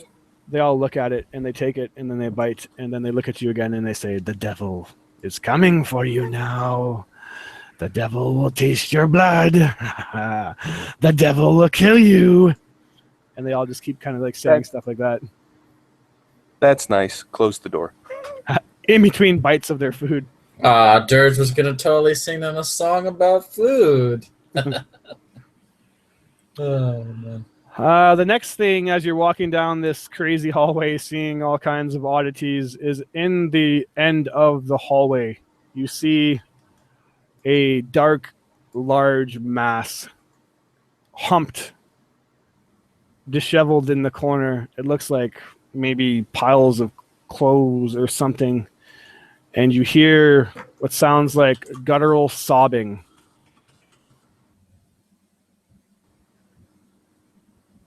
Dragar says hello. Yeah, Rion's going to step forward as well. The crying gets louder. Dragar says, Dragar's got, can you see anything? He's got dark vision. You see a dark pile at the end of the hallway. This hallway is much longer than it looks. So it's still about probably at least 60 to 80 feet away from you. You can step closer, but there's definitely something like heaped in a pile. And it's crying? There's crying coming from somewhere. Dragar says, who's crying? Hello? Rion's going to walk into the room with the pile. It's not necessarily a pile. It's just like the end of the hallway. So it's just straight ahead of you. So if you can continue to walk further, the crying stops. And then that big heap of what you maybe thought was rags or something starts to move. And then at the point that you've seen it, it was probably about as tall as you. But then an arm comes from it, and it hits the ground and starts to pull itself up. And another arm comes out and starts to pull itself up. And then from this pile of what sounds like something slimy, a form in humanoid nature stands about 8 feet tall. And you hear moaning and just like the sound of like maybe something waking up. And then suddenly the massive figure starts to charge. Dragar will stand in its way and just stand there to block. He'll just brace himself like basketball, he'll just ground himself and just. He's going to take the charge. He's going to take the charge. He's going to take the charge. Get that foul. Dragar at the same time will be, Dragar says we're here to feed you. No harm will come to you. It's okay. Dragar, give me a strength save. 26. You still lose What? as this thing Damn. He just got charges delivered by forth. LeBron over What there, you dude. see is just loose, engorged flesh everywhere, as it looks like it's what's the word I'm looking for? Swollen up. You see this meaty figure come charging at you, 8 feet tall, just blisters and bumps, and half of its arm is like hung on by just loosely stitched stitches. It runs into you and tackles you to the ground and lies basically on top of you and starts to cry and slam its fist into the ground. And Dragar you're will trapped wrap underneath it. Dragar will wrap his arms around it and repeat, "It's okay. Dragar is here now. It's okay." You bastard! You stole what I was gonna do. And I am basically hugging him. The first thing you notice consoling. is that this thing is very wet and slimy. You don't know why this raw flesh, exposed flesh, that's kind of like flapped over and very fatty and whatnot. And as you touch it and kind of pat it, it feels very squishy and probably smells quite a bit like rotting. Dragar will start to sing a lullaby. Dragar says you're gonna be okay. Something, something, something, and you're gonna be okay. That's exactly what Dragar would say. Give me a performance at advantage. Okay.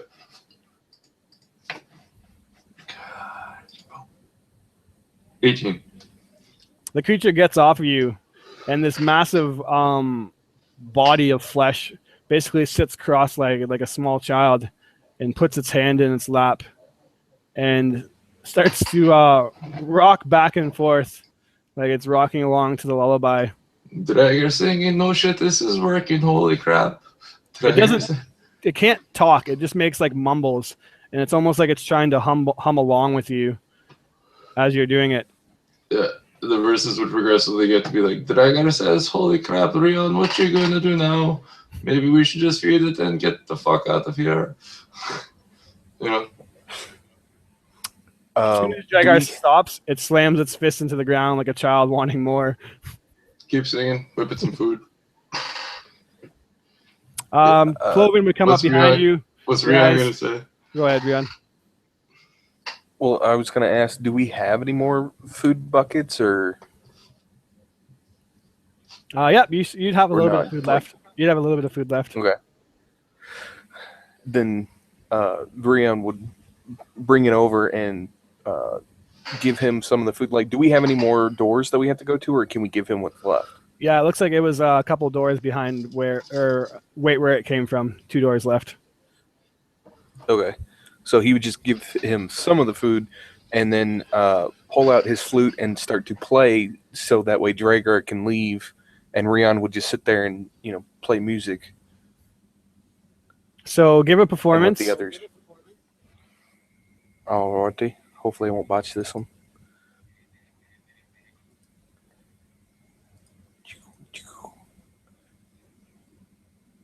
There we go. You play beautifully, and it starts to dance along to your music. It actually stands up this time and does like a bit of a frolic. And as it does so, you feel like the ground underneath it's shaking, and you hear like the squishing of its gross, like engorged feet. They're like really swollen and look like the toes are about to burst at any moment. A bit of the toes are like green, and the toenails are even like black and crusty. Doesn't look like this thing's very well kept, but it likes the song that you're playing quite a bit. It actually likes it so much that it grabs Dragar by the hands and starts to dance with Dragar. And this thing is incredibly strong and tosses you around, Dragar. Uh-huh. Unless you're going to contest it, Nope. like you're a little rag doll. And it's just Sure. kind of like spinning you around like a girl. Can I tell if it's female or male? Give me a perception. It's tossing you around like it's a rock. Oh no. 14. You don't know how, but maybe it's the feminine moans that it tries to communicate to you with, or like groans, and the long, matted, greasy, slicked hair. Yeah. You get the sense that this thing is female. The Dragar is much happier being thrown around like a rag doll by a female than he would be by a male. So continue. It does so. And as it's doing that, after it gets a little carried away, its arm actually tears off and flies into the wall. At which point, it only has one arm left. With me? Like, did I just get flung into the wall too? Give me a dex save to see if you can hang on. To 10. Not advantage, sorry. You do not hang on. Okay. Does it look like it's in pain since it does that, or It throws Dragar against the wall and actually almost crumbles it for 14 bludgeoning damage. It doesn't look like it's in pain, but give me an insight check, everybody. okay? If it's fine with like flinging off its arm, Rion's just going to keep on singing, and he's actually going to kind of wave to the rest of the group to kind of continue on while he's got the Gaia, creature distracted. you know this as a lady who is embarrassed.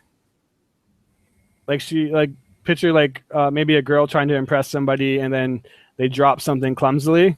This thing is like utterly embarrassed at what just happened and looks like it's on the verge of crying again. Okay. She's just gonna nod her head as she's taking in the situation, just like, Dragar and this monster, eh? Or no, not monster. And here's you say monster and bursts out into She's thinking this. No, she's thinking this. She's Triggered. Triggered. But don't you it grabs know, Gaia, it grabs its arm and it flies to off. articulate better when I am not speaking aloud as a character. I totally picture a guy accidentally saying it out loud.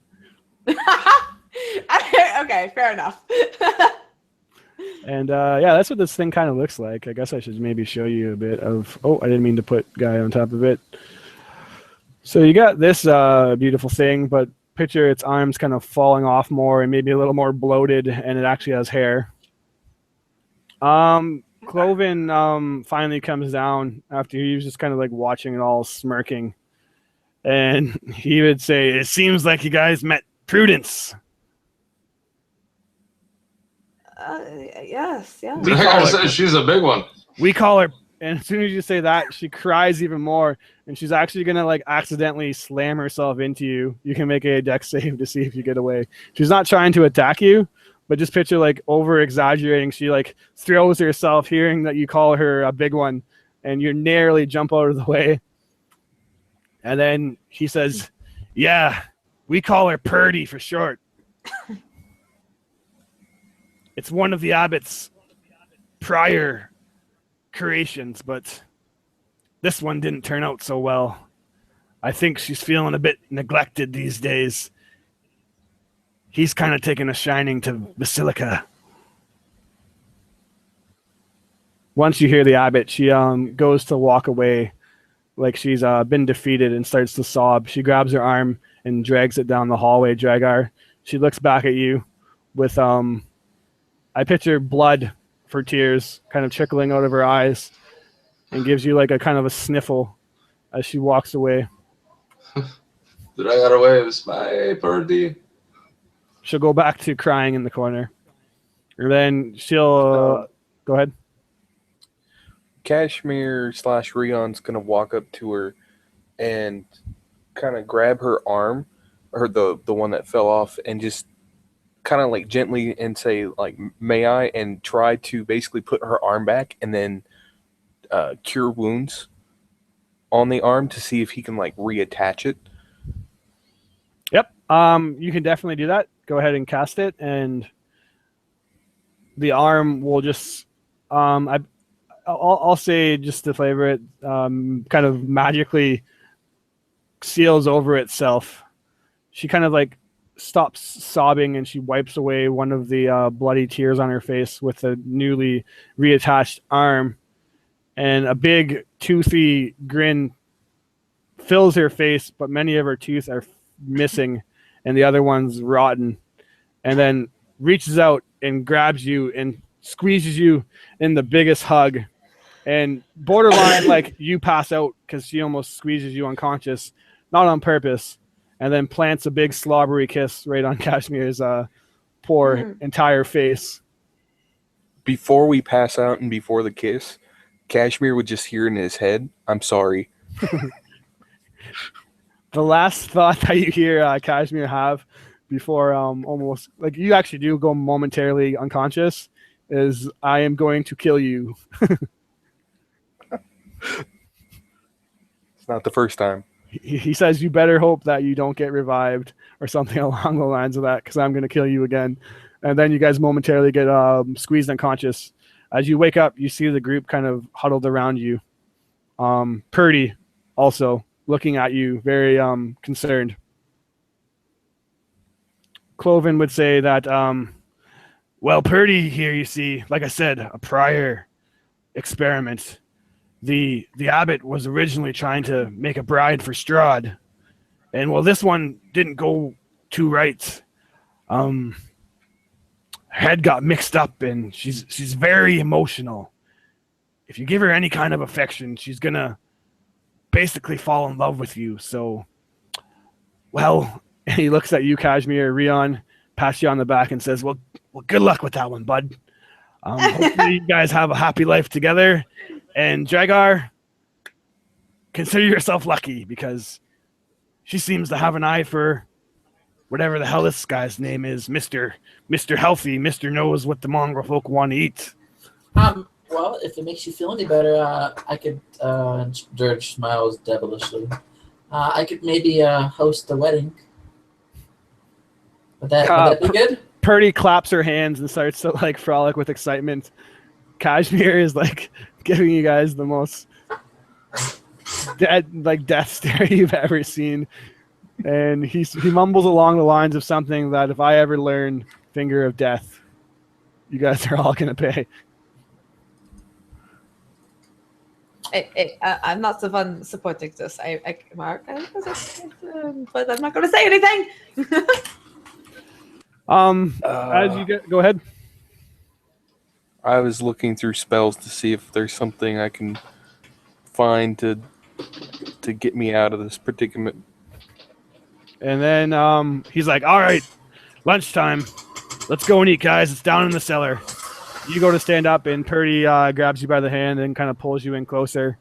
And Cloven looks and kind of gives you like a cocky smile and says, "Well, looks like you two lovebirds can eat your lunch together."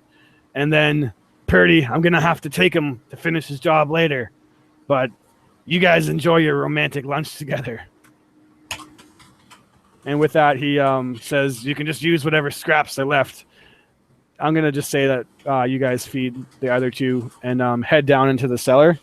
Unless you have some kind of crazy trick up your sleeve, you're going to get to eat lunch with your new lover, Prudence.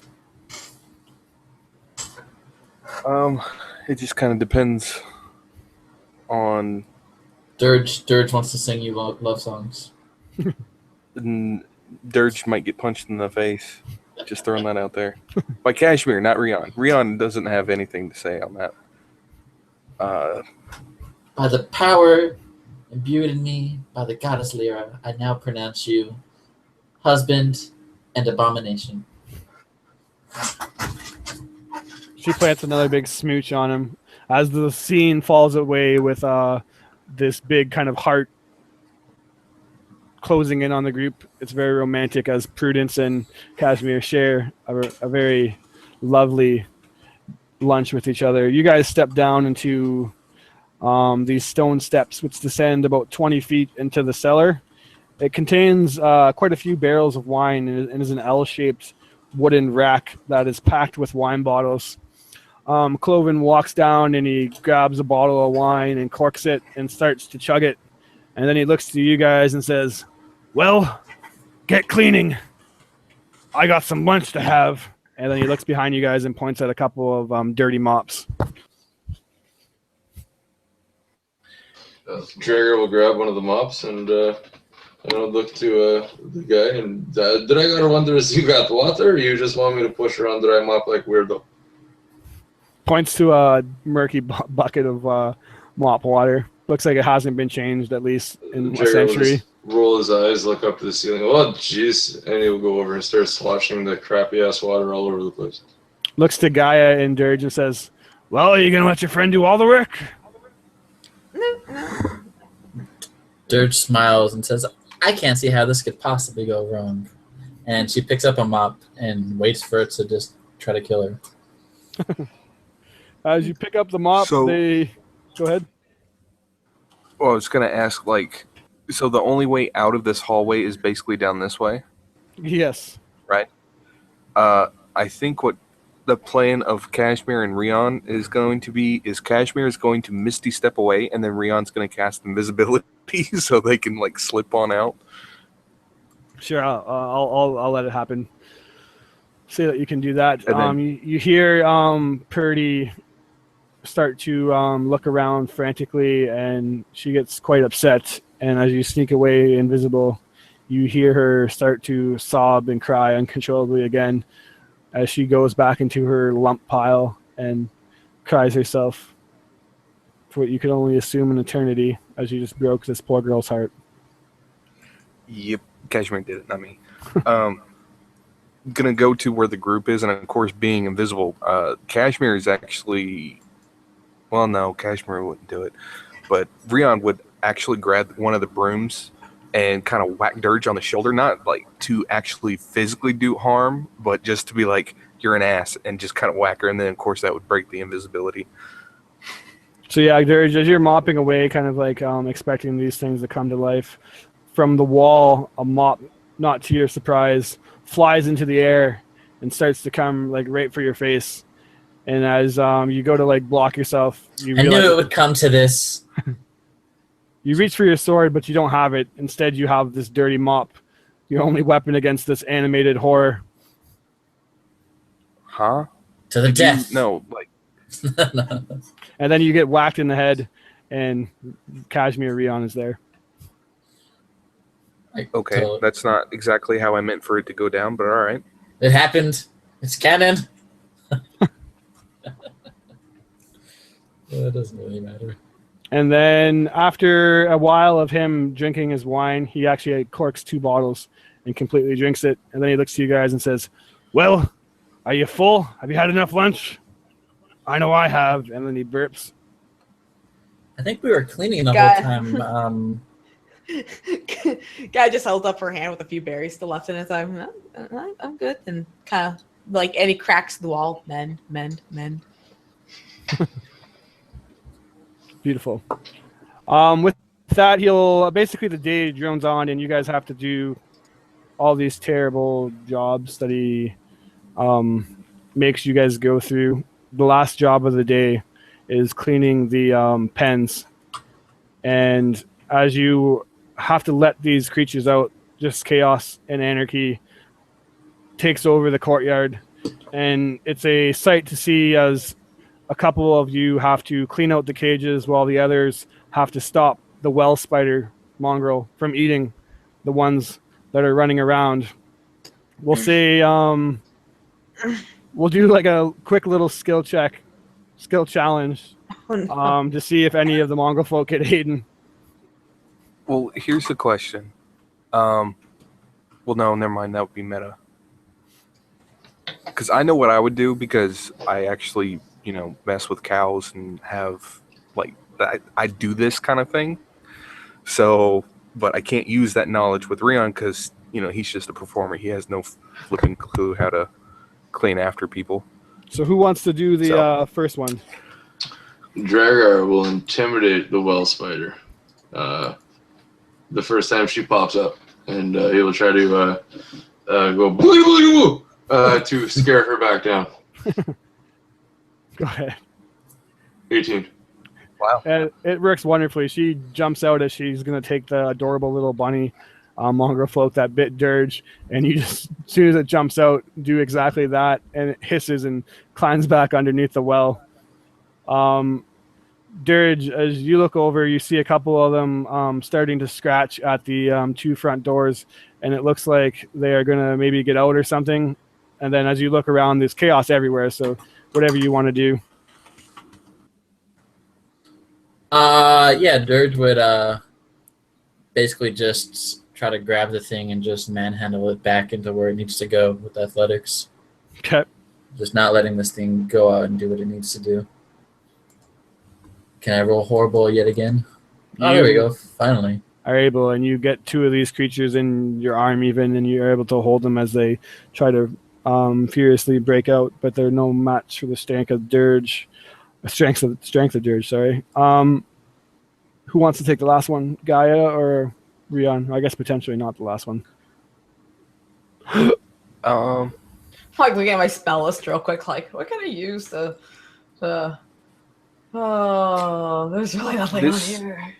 this is kind of like one of the lame ways out, but I am playing a bard, so Rion is gonna pull out his flute and start playing it to hopefully kind of mystify the group and kind of almost get them lined up like little kids, like he's performing for little kids and just trying to catch their attention while the others. Pied Piper. All right, give it a performance.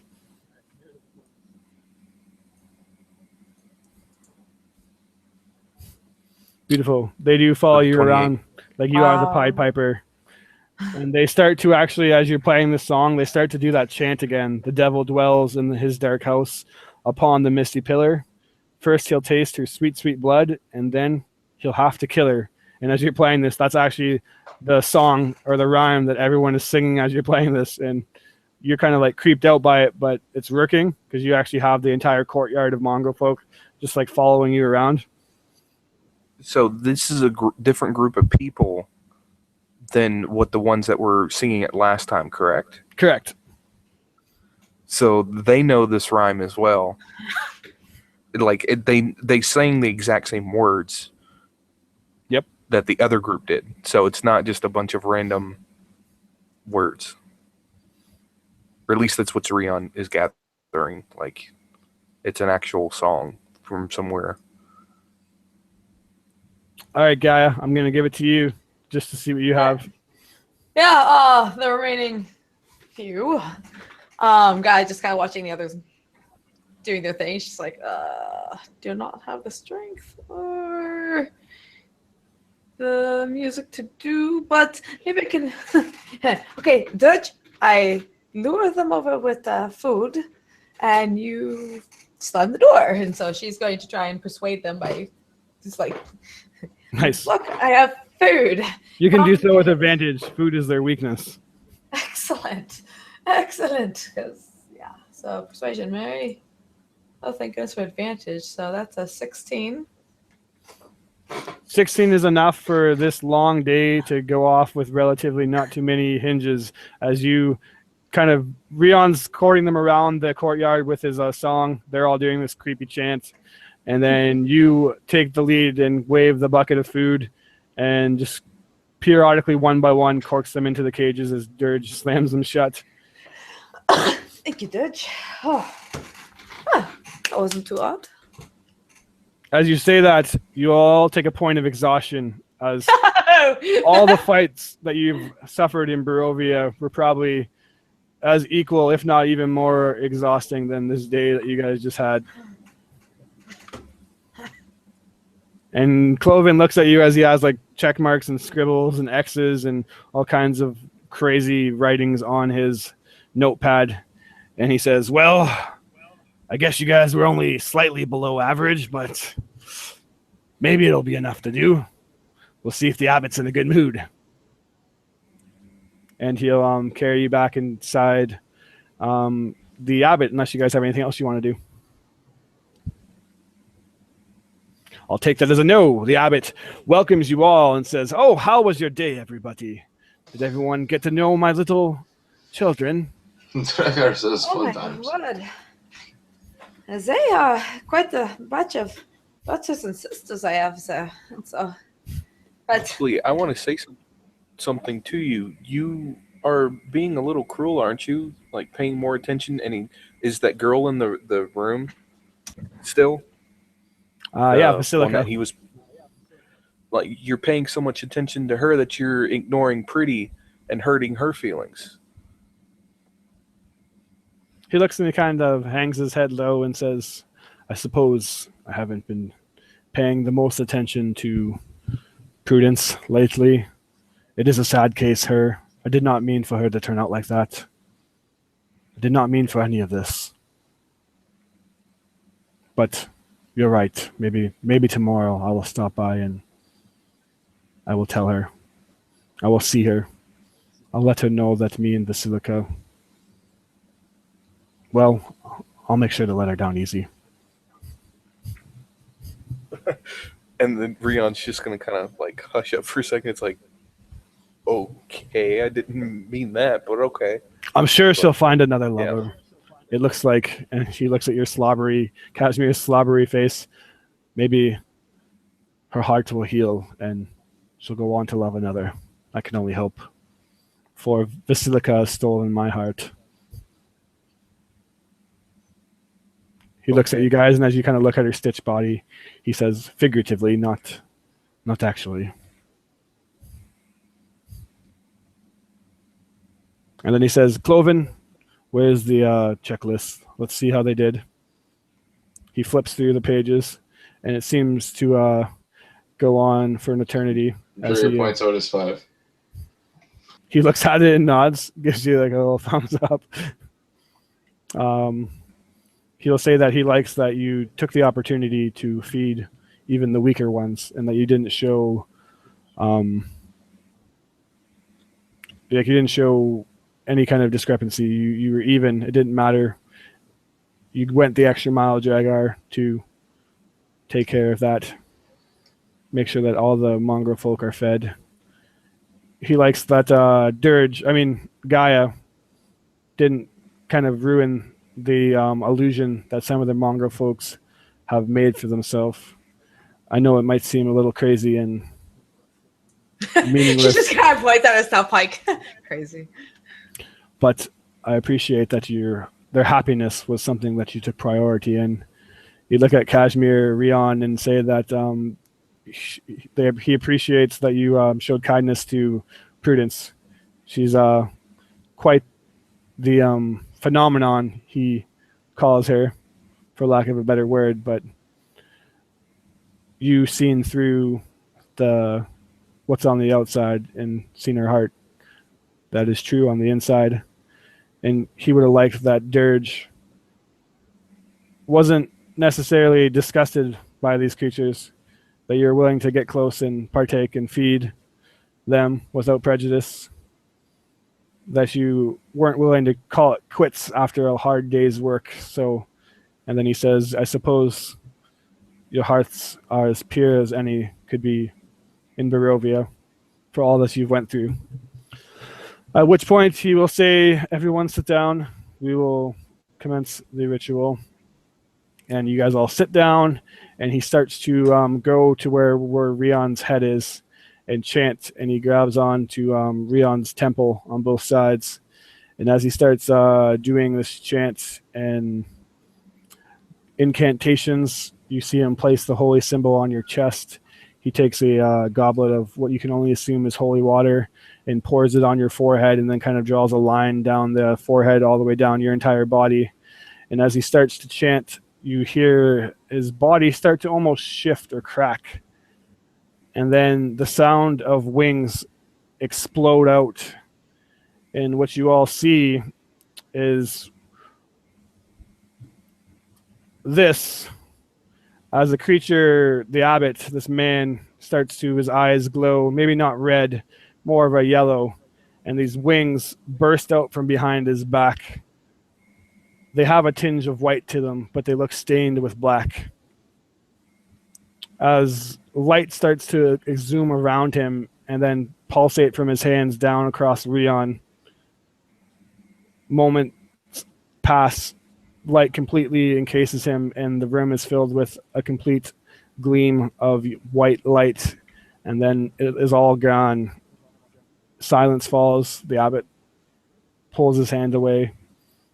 You all wait expectantly, and then suddenly Rion's hands slowly move as he comes back to consciousness in his body. Dregar says that was pretty cool. Thank you. And Kyle, like after kind of also taking this in, we'll go up to Rion just to kind of help examine him. Just like Rion, just very gentle tapping. Like, Rihanna, how are you holding up? she'll look at it. She'll also look at his feet. Just kind of like, is it still black or? Foot maybe Dregar's looks a little bruised, but nowhere near as bad as it was moments Dregar's ago. just staring at the abbot. He won't take his eyes off him, just mystified and of the power and image and just the essence of him altogether. It's just mind blowing. Dregar is just like, wow, you're fucking awesome, and he just can't take his eyes off him. That's fair. He looks at you, kind of mesmerized by him, and says, "Yes, this." And as he talks now, his voice kind of like echoes, almost like it's on like a double version of itself, echoed over top of each other. And he says, "This is my true form." Dregar asks, why don't you just take care of Strahd yourself, man? Like, jeez. Strahd has already defeated me. You must have something here that can help us. You must know something. You must have knowledge or a weapon or a relic or something. Come on. You must want his defeat as badly as we do. Thank you for bringing back our friend. But look at you. You must have something. He looks and says that he lost his fight with Strahd. He thought he had an alternative, and he looks to Vasilika. I thought that love was the way to defeat Strahd, but he has Arena now, and Vasilika will obviously no longer do. And it's through that realization that I actually fell for her myself. Maybe Vasilika can be my salvation. How do you know that he has Arena? He says, I am old. Older than you, older than Strahd, older than land. Some would even say older than time itself. I know many things. so definitely is older than me.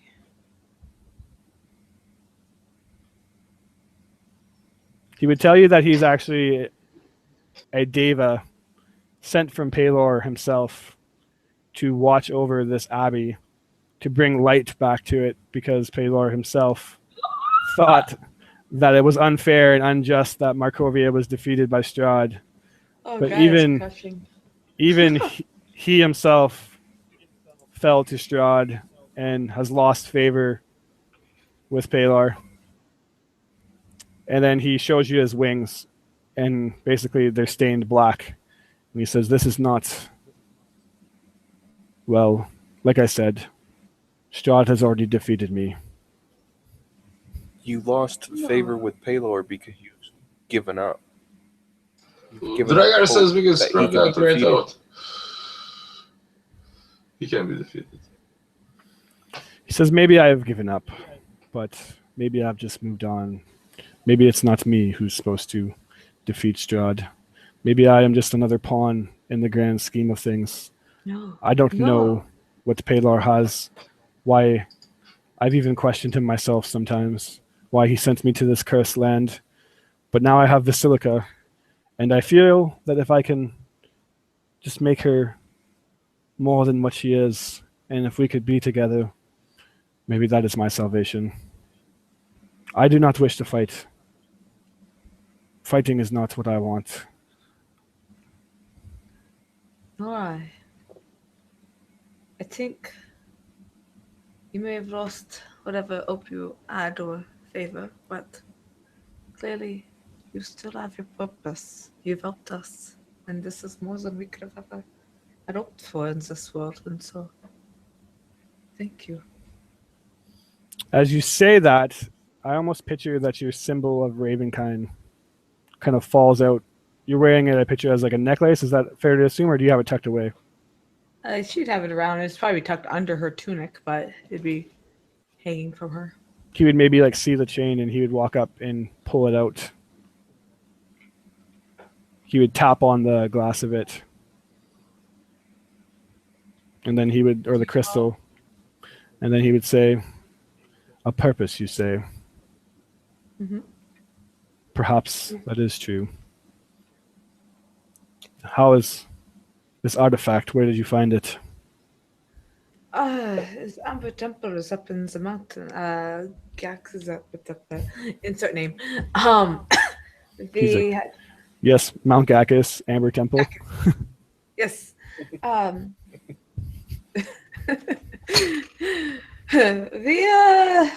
We traveled there because of fortune told us, and we retrieved this and I think a few other things, but this is where we found it. He says, an artifact, a weapon against the devil itself. Yes, supposedly. Also, just yesterday, I did not have much luck with it. Strahd is very powerful. Oh, I just need to,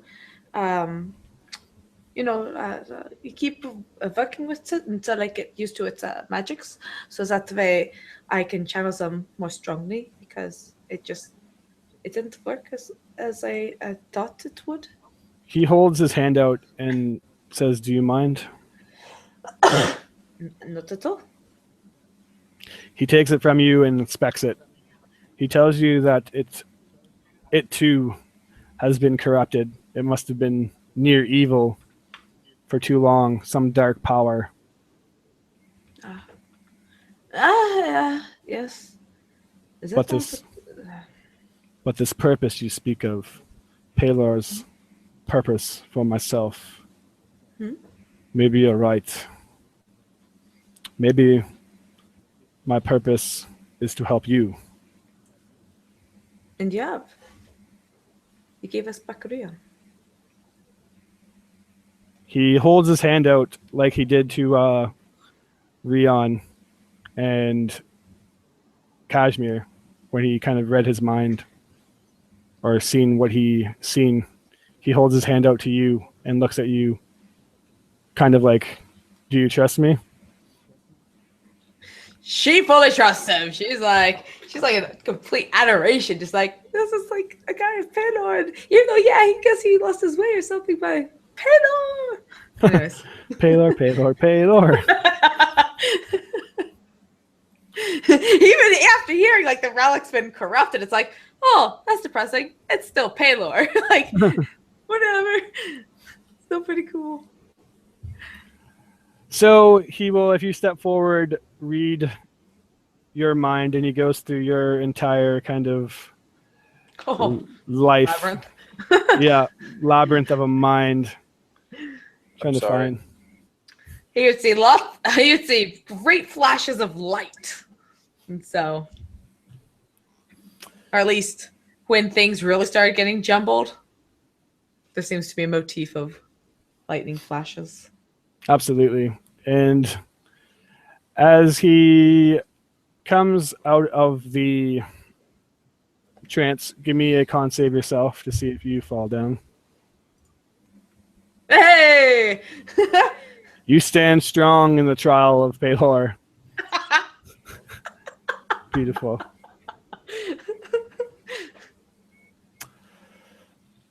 He tells you that he can fix this for you. You can fix it. Really? A tear falls from his face as he says that you've been through so much. You've lost so much already. And he thinks that you're going to lose even more. Are you sure you choose this route? Are you sure that you choose to be Pelor's champion? It is what I am. And I will be his champion to the very end. He bottles up the single tear that falls from his face, and it glows brightly in this vial. And then he says, I will restore this symbol, and I will even tune it to suit you better, Gaia. But I must ask of a favor. Okay. What is it? He points to Basilica, and he asks if you see her beauty.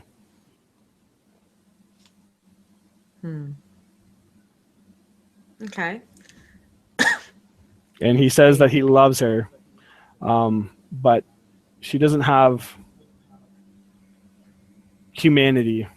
Something's missing, and no matter how hard he tries, the body parts, they always rot, and he always has to change them. He's tired of digging up graves. He's tired of sending the mongrel folk down. He's ran out of graves in the abbey, and he's had to resort to going down and robbing the graves of Kreziks. He doesn't want to do that anymore. He needs something to bring humanity, life, he says, to Basilica so that we can be together. My head is going, lightning, lightning, lightning, lightning, lightning. And it's like, quick, check notes in case there is actually something she has that could be really applicable for this. Ah. Do you have anything? Or is lightning your... Anyone can hear this. If anyone thinks of something, he says that he needs to breathe life into her. Give her... What about the seed, the life seed that for the Wizards of Wine? Finger guns at Rion. If you don't have inspiration, you can have it for remembering. Yeah, I do, sadly. But can Kashmir have it? Sure. Double inspiration. Nice. I love it.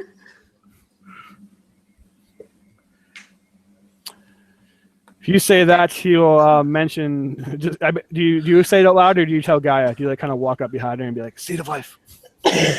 No, Rion's still a little bit knackered, so he's kind of sitting down at the table.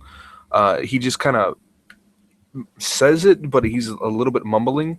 But he does say it just kind of out loud. So Weird. I don't have the note. Like, funny enough, in a different game that I played Kite in, she was given a seed, essentially a seed of life. And so I was like, going, I think she has a seed of life. I was like, no, that's the other game. So it's like, oh, maybe she has for both games. Awesome. But I don't have the notes anywhere in here for that. So I feel a little sad that I did not write that down. But yeah, no, if she has that would, and something where she's like, oh, and she'll fiddle around pockets and pull out. Well, we don't actually have it ourselves. We gave it to the Wizards of Wine. They are the ones that have it, but they're all dead, so they're not using it. So you also would remember that when you went to the Wizards of Wine, all their vineyard, all the grapes were withered away and dead. So you have reason to probably suspect that maybe it's not there. Maybe it's been disrupted. He would tell you that he's heard of such a thing, though. He knows of 2 people in the world who currently have them. The third is missing. He has no clue where it is. Huh? If you guys hear him out, he would say that the Martikovs definitely possess one in their wine, and in their wine vineyard, and they use it to bring life to the vineyard and supply wine to everybody. Well, that vineyard is very much withered at the moment. I suppose we could go and search if she can look at the others, if that seems reasonable, but only other thing that might help if we want nowish, I can call down Pharaoh's lightning. But I don't know if it's used to destroy things. I've never seen it create life.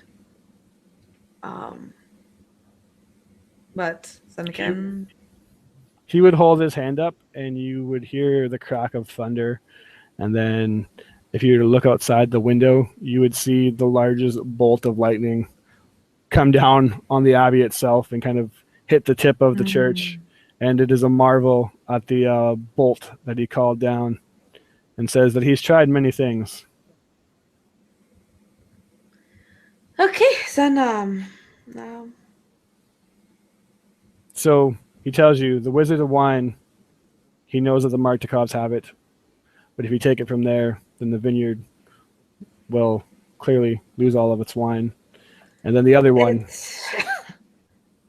It's already been desolated. he looks troubled by that and says the other one will not be so easy to get a hold of.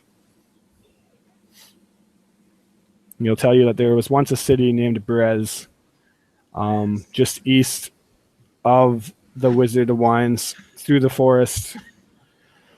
But the city, like many before it, tried to stand up against Strahd, and he used his powers to destroy it, swallow it in a swamp. Since then, a very powerful conjurer, a trickster, a woman whose power rivals even mine or Strahd himself, now has come in possession of the other seed of life. She calls herself Baba the Saga, and she is a very powerful witch. And okay, so she's powerful. The Regar says I am interested in this place. Maybe we should go and see if we can bargain with her. Have you ever tried to ask her? Well, you didn't. You forgot about the seed, but have you ever tried to ask her for it? He kind politeness does go a long way. He kind of snickers and thinks. He says, "I don't think you understand the madness of this woman." Have you met Gaia? She kind of like had chuckled. It's like, you don't understand the madness. Madness. This woman makes deals with no one. She actually calls herself the mother of Strahd. I don't know if it's true.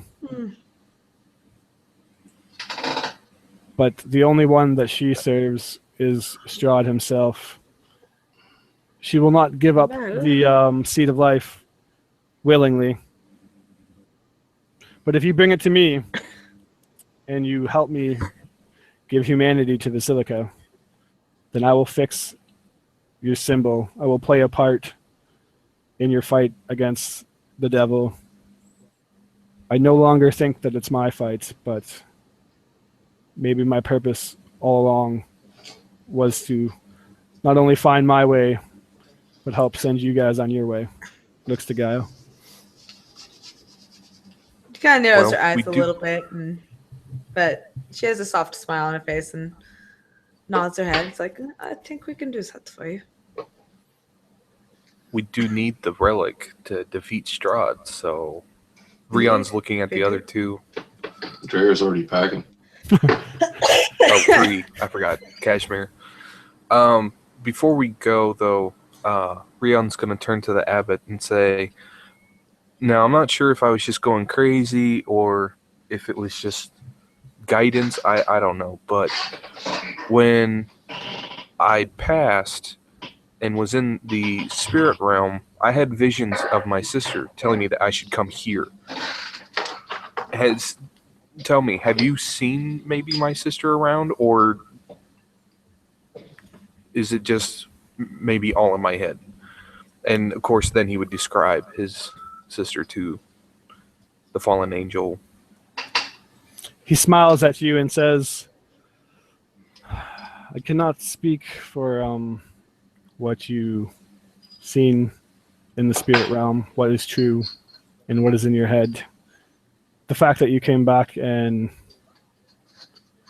are still able to be here, not be driven insane, is an impressive feat, my friend. You must have strong willpower, or at least a purpose to guide you back to the land of the living. And he smiles and says, "So I cannot tell you what is true and what is not, but I think you all should rest for the night." So that's, yeah, it was a very long day. Well, enjoyable too. But I could definitely feel a second. The arm.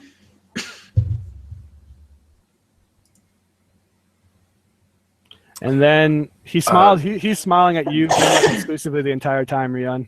And he's like, "I think you need to rest. There's barracks upstairs." Okay. Maybe before we leave, we can help once more feed. And he's trying to remember what he called them. Did he ever refer to them as his children, or His children, Cloven called them mongrel folk. yeah, what the abbot calls them? I think the abbot would have called them mongrel folk a couple times, but he looks at them more of his children than anything. Okay. Maybe help feed your children before we go. He tells you to go put your stuff in the barracks, and then we'll all have dinner. You guys have earned it. I've been training Basilica to cook. She's actually getting not too bad. Last time the chicken was even cooked. Sounds confident. Nice. Guy would offer to help with dinner if that would be a possibility. And then, he would. That would be accept it. lovely. Goat hair and eyeballs in the soup. Yes. You see Basilica go to basically grab like a butcher knife, and as she tries to like line up this raw chicken and cut it with finesse, it's like a gear kicks in, and then she just starts slamming the butcher knife over and over again on top of the chicken and just like mauling it, as it seems like she hasn't got that part down pat yet. They would ask anybody that wants to like basically secure their quarters. Cloven would show you the way to the barracks, and then he would tell you to come back down and have dinner. Makes you guy, even though Priscilla's just kind of doing her thing, just try to talk with her like as though she's perfectly normal. It's like, oh, so you like enjoy your time here. And what do you think we'll do with this chicken? What else do you have in mind? And she'll just like start like offering like perhaps a little bit of this or a little bit of that, and He just says to you, "Chicken." you say it would. It's very good. The abbot would look very pleased, like that's the first time she said a word. Or at least the word chicken. He's shocked that he's like, "Oh, that's a new one. Very good, Basilica. Yes, chicken." So is anyone going to go to the barracks, or are you guys going to all stay here? Yeah, Drager will definitely go to the barracks and take that whole route. Yeah, Dirge would do the same Yeah. thing. Cloven shows you up the staircase, and the upstairs there's an office with a wooden counter-shaped, like an L that stands in the front of this spacious office. All the furniture has rotten and leaves a bunch of moldy wood. It doesn't look like this place is well kept. But I'm going to just really quickly bring you guys over to the other map and reveal that. And that's, so that is where you guys come up. And then as you open the door to... Yeah, I'll ping you, sorry. I got that. Ping. All right. Ding, ding, ding, ding, ding. Maybe I can ping, maybe I can't. There you go. Shift click. Yeah, there we go. And In the then middle. Don't worry. as you open up the kind of barracks, there's a spacious chamber. It contains a bunch of bed frames that are mostly rotted out. You get a sense of familiarity as soon as you walk in, Rion. You see a bed that has been kept completely neat and has a nightstand with a candle at the desk. Cobwebs kind of flow around this room. As you look towards the opposite side of it, you see a figure standing at the window. Let me reveal.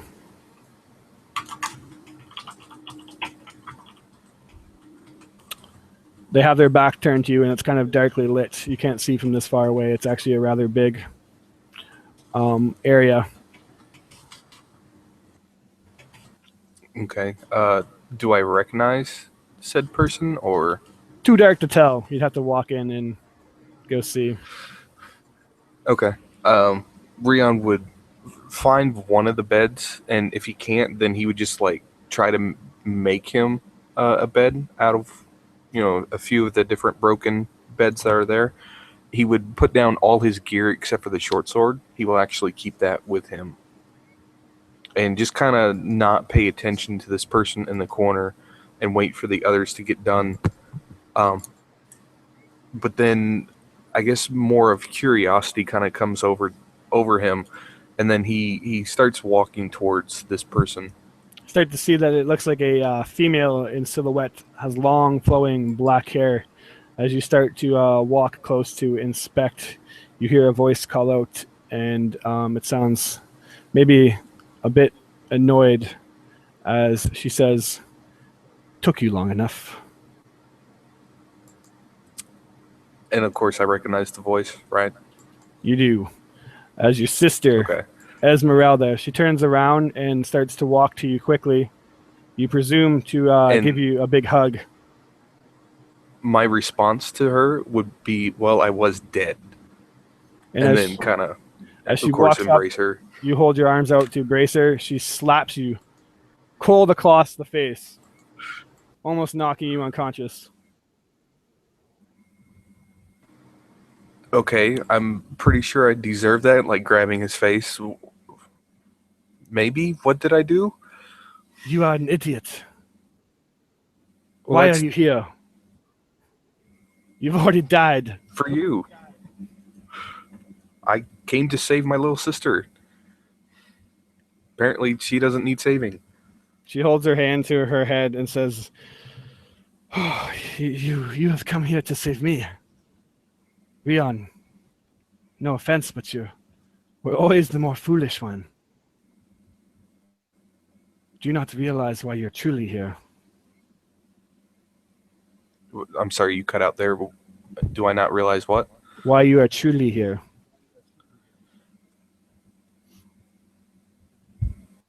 And then she would... I thought the whole Go ahead.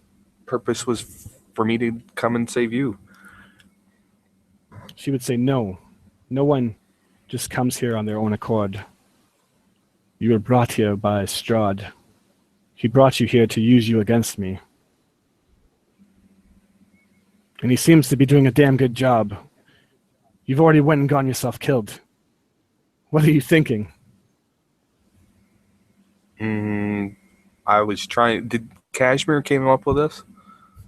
Yeah, Kashmir is up there with you, but he kind of seems to be backing away at the awkward family tension.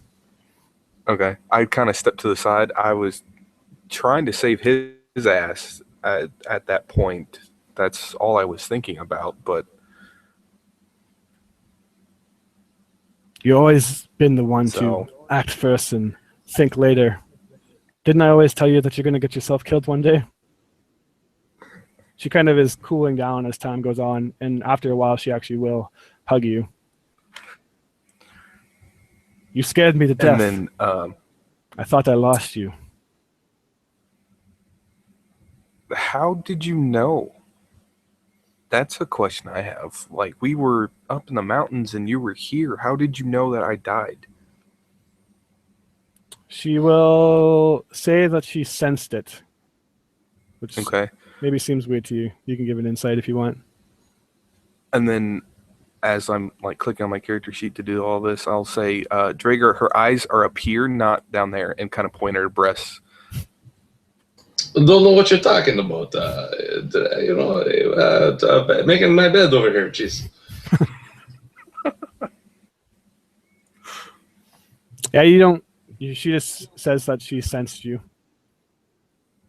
You're my brother, after all, And- we have a connection by bond. What's this talk of Strahd using me against you? Don't you see? I came here to defeat the devil. Apparently, you're not doing a very good job. As you say that, she actually kind of walks away, and you see that she's hobbling. If you were to look at her leg, you would see that she actually has a prosthetic leg on her right foot now, which definitely wasn't there before. Yeah, at this, he smacks himself in the forehead like that was a smooth move, like dumbass. And then he tries to avoid the whole topic about her leg and just let her bring it up. So, speaking of Strahd, do you have any plans on how to defeat him? To be honest with you, the idea was not mine. You remember the letters I wrote to you? The letters of how I found my way in the world? I met a nice man, a carnival, a circus ringleader. You would remember getting the letters. I don't know if you personally remember, but she did send you letters that she was basically in kind of some kind of circus thing. And that, go ahead. Rion would ask, is by any chance his name is Sin? She would say, no, I don't recognize that name at all. He goes by a couple of different names. I refer to him as Van Richten. He also uses the alias of Rictavio. I haven't been completely forthcoming with you, brother, for the circus is a little more than tricks and foolery. You see, Victavio Van Richten, he's a hunter. He hunts all kinds of creatures, mainly vampires. He was kind of my instructor. He was training me to be like him. And then one night he said that he couldn't train me anymore, that I was in danger if I stuck with him. And he left. I tried to follow, but he is much more experienced than me, and I eventually lost his trail. But I found his book, and he would pull out a book of this old kind of leather backing book, and she would point as she flips through to the name Strahd von Zorovich, circles about Barovia, and mist, all these kind of crazy notes that almost look cryptic. He apparently was hunting a very powerful vampire. I was able to track him here, but I haven't been able to find him yet. I had a run-in with this man called Strahd. His minions, his spawn. She kind of looks down at her leg. Let's just say I was unprepared. I underestimated it. They injured me quite badly, and I made my way to Krezix by chance.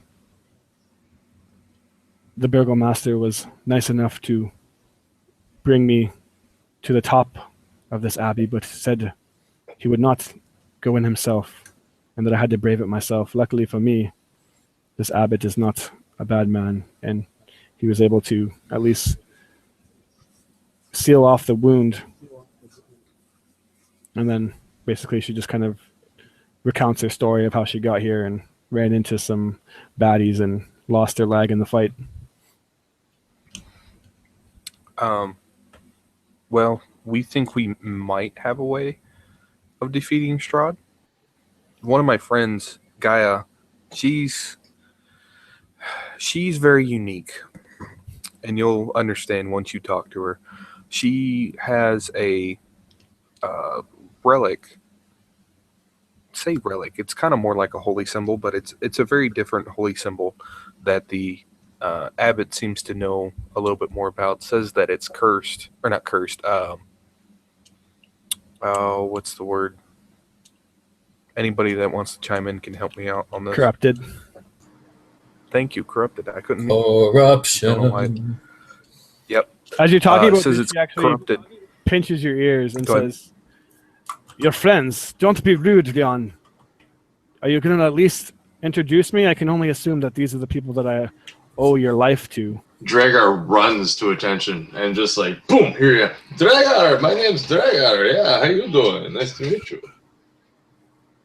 Hey. Come here often? She holds out her hands and shakes it. They don't mind him. But he is a great and he would kind of brag on Dragar a little bit. He is a great warrior. He fought a rock, actually, believe it or not. Didn't go so well for him, but he still fought a rock. Dragar would look down, but he wouldn't look over. We have. Yeah, do you know what a rock is? It's the only creature big enough to scare a purple worm. And of course, this is Dirge, Paladin Extraordinaire. She shakes your hand, Dirge. Esmeralda, I am obviously, as you probably gathered, Leon's sister. Pleasure to meet you. Dirge smiled and shakes her hand. No, you're a lot nicer than him. Nice to meet you. Yes, he's a little hot-headed. I agree. Even as a child, he would always lose his temper sometimes. That must have been adorable. Just he's my brother, smiling at this point, and I love him. She's just picturing him having a temper tantrum, and it's all worth it. And last but not least, of course, Gaia is probably down there burning whatever her name is that I forgot. But this is Kashmir. He very graciously allowed me to share his body. So, yeah, there's that. Also, he's the reason why I died, so I guess you can kind of blame him too. She kind of is like, don't be a liar, Rian. The reason he died, the reason you died is your own fault. You can't blame others. And she's kind of just like scolding you, like an older sister, but yet she's younger than you. So, It's like, don't blame your actions on others. Did the man stab a knife through your heart? No. Then I'm sure you owe him a thank you. I'm sure it's no easy feat to have another mind in their body. I can only imagine what kind of troubles you've been up to. It was not fun for either of us. And he's not meaning that in a mean way. Like, it was a very weird experience for the both of them. And I'm pretty sure we start to smell burnt chicken at this point. With an 11? Hey, you smell, 11. Okay, never mind. I don't really know what you smell, but there is some fragrances coming up from the kitchen or downstairs. It is it's unique. Maybe good, maybe bad. I lean over to my sister. It's like, do you have any food stashed up here by any chance? Because I don't think we're going to want to eat what's down there. She says that the... It's okay. Guy has a backup. Good berry pie, okay? Come on. Yes. She would say that the abbot normally has dinner, and she would say probably right about, and then you hear the bell ring again, and chaos and anarchy, as you guys have come to know now, ensues. Right about now. Shall we go eat? Apparently, we both owe our lives to this abbot. Very interesting man. Well, here's a question, and we're walking downstairs as this is happening. Do you want to come with us while we go? You kind of cut me off before. We have to go and try to get something from, what was her name? Dragar, do you remember that old lady's name that the abbot was talking about? Dragar says wooga boogie. Yeah, no, that's not. Is that? Oh, yeah. I think that's right. Oh, yeah. Dragar or Dirge? Yeah. Okay, and Rion's like a little confused because he's still, he was just rezzed, so he wasn't 100% back yet, but not a morning person. What are you asking? The woman that we're gonna go get the seed of life from. Oh, dude, her name just skipped my brain. the dancing Yeah, performer that's- lady. That's why I pushed The- it then- off on other yeah. people. Oh yeah, dude, my brain already forgot. It's gone. It's gone forever. This is gone forever. I'm sure you guys will be able to find. She's not a real person yet. Dragger would say, wacky backy. Yeah, as for now, it's Ooga Booga, according to Dragheart. Okay. Maybe Gaia will remember her name, hopefully, or we could just ask the abbot again, I guess. But we're going to her to get the seed of life, so that way we can bring him back and resurrect the abbot's girlfriend, so that way he can fix the corrupted relic, so then we can go kill Strahd. Do you want to come? And she looks conflicted by this because she says to you, I don't know if I should. I fear that if we're together, Strahd will only use that to his advantage.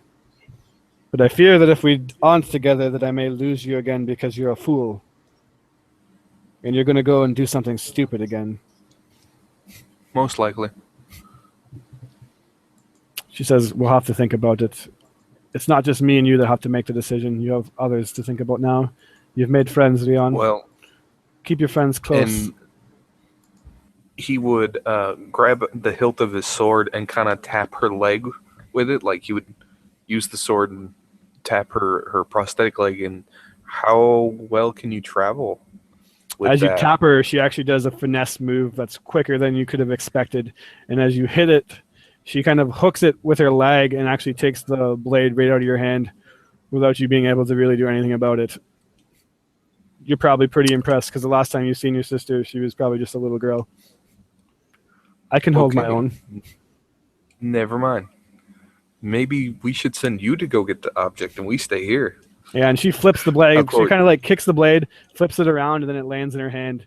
And then she tosses it in the air, catches it blade side, and hands it back to you. I can handle myself. You Trigger, haven't been stop training, rolling. have you? Trigger's And he pulls still out- holding her hand. It's hard to train when you're a corpse. I mean, to be fair. He pulls out one of his flute, or the flute, and been practicing this, but other than that, not very much. No. She says, you were always one for those instruments, just like a mother. Pays the bills. Fair enough. It's probably a whole lot safer than what I do as well. Although we both ended up in the same place. Family. The things we'll go to. So Dinner's during this whole ready. conversation, yeah, I was gonna ask, did we make it downstairs by now? Yeah, you guys are kind of like rolling up, and he would smile and says, it seems you have met my other guest. The abbot, that is. And then he would ask everyone to sit. Gaia or actually not Gaia, because she knows that it's not too good, but Basilica kind of walks up proud with this chicken that they cooked, and it is borderline charboiled and dried, and it looks like someone just took a butcher knife and hacked it like an insane person. And she drops it on the table, and the chicken actually just like falls apart as it's just been so cooked that it kind of just like shambles into pieces. And Gaia sits down kind of like next. It's like good berry pie. As she just kind of words to everybody like, if that doesn't satisfy you, this will get you all the nutritional needs you need. The abbot grabs a piece of the chicken and eats it, and you just hear the crunchy dryness of it. And he says, as a deva, I don't really have any taste buds or the need to eat, but I like to humor Basilica. I'm sure it tastes all right. Crunch, crunch, crunch, crunch. Yeah, I'm going for the good berry pie. Dragger's all over the good berry pie. Look how pretty it is. The good berry pie is very filling and probably pretty decent tasting. Does anyone grab the chicken? Gaia would just Very because she had well. helped. She's like, Dirge, I worked on this. Dirge would brave it out as a It- sign of good faith. It tastes like a desert has swept up in your mouth and laid chicken dust in it. Gaia, did you have anything to do with this chicken at all? Oh, I put the seasonings on it. And Priscilla cooks it, and because she's very insistent about cooking on it, and so that's why I made my specialty as a supplement in case it wasn't second. It's very delicious. Gnaws a little more on some chicken. I'm imagining Draggers or the good berries are like purplish because they're like just soaking Pink Dragar's blueberry beard now pie. as he's like on his like second piece. He's like, I can't even eat anymore. I'm gonna smash this in my face. Dude, llama spread. Llama spread. You only need like a little slice. Good berries, like one berry is enough to fill you for the day. Yeah, exactly. There's like 20 berries he used to make this. Oh man. Dragar is quite full, and he is going to suffer half of his movement for the next until he gets a long rest. Hi, Deal. Owen. I'm not giving you any fun. He's a little ball. So you guys have a dinner over the fireplace at this long table. Cloven actually comes out from up top of the stairs, and he has a violin that he puts to his chin, and the baby head that he has next to him is crying. And he takes a sip of wine and starts to play. And that beautiful violin that you could only describe even yourself, Rion, as a master playing, is none other than Cloven himself as he plays the violin so beautifully that the baby falls asleep. And even you guys probably feel entranced by it and pretty sleepy after some good berry pie. Oh yeah. Basilica dances around the room to the violin as you've seen her doing before. It seems like she's practicing like a waltz or something. And you see a couple other mongrel folk, more tamed ones. One that probably looks very similar to like half cat, half human, half dog, half human. And they're like laying by the fireplace sleeping. And you all have this kind of wacky family dinner. Does anybody else do anything crazy? I don't know about crazy, but I would probably go and get the koto and start playing that with the violin. All right. I'm going to say you're able to keep up with him. He's probably as good at you. Maybe if you really want to find out who's better, you can do a performance check. But you guys, as playing a duet together, can play on par with each other. You have a triple threat match to see who's the best performer. You guys start breaking out in the Devil Goes Down to Georgia at this point, and or are you guys going to actually roll it out, or? Dude, we should roll it out. Does the NPC have an actual performance skill? He does. Oh, dang, we got to roll it out. I wasn't planning on it, but since Dirge is You'll egging play me Guile on, sing. So it starts off like as a friendly little duet, and then Dirge jumps in, and then one of you kind of does like a frilly little riff or something like that to show off, and then another person matches it, and then it just progressively gets a little more from friendly to competition as there's like these crazy solos going on. Draggers just on the couch, can't move. He's like, "Rah." Dirge, Dude, here we go. Come on, Dice. Don't fail me now. Wait, why did I click Persuasion? oh my god, I'm literally not even kidding you. I crit, but so did Dirge. Oh, I crit. Same difference. But you have the higher modifier actually, so for some reason, apparently. It's all the same modifier, but she's like basically just busting out the Guile theme on her harp. It's just so badass. Either way, it's the most incredible performance that anyone's ever heard. And as you guys kind of like pick up the tempo, and Vasilica tries to keep up with it, and she starts dancing faster and faster around until like the stitching on her leg kind of gives away and she falls to the ground. But everyone seems to have a good time. She is laughing. You're all laughing. You're all having a good little family meal. And the night comes to the dinner closes. Go ahead if you want to say anything. Sorry. well, I was going to blame my low performance on the koto being out of tune because someone bashed didn't around. take very good care of it as I was dead. So As you're strumming it, there's like still like bits of snow in it and a little bit of cracks. Nothing too crazy, but it definitely doesn't look like. Rion, if you don't take good care of yourself, how can you expect us to take good care of you? he just gives you like an evil eye, like, yeah, just like you better shut up kind of look. So the night will pretty much close unless anybody else wants to do anything. No, that's Nope. good. I All want right. to keep playing. You guys play for you guys play for probably No. well into the night. Oh, what's that? Keep playing D&D. Like, I want to keep playing. Oh yeah.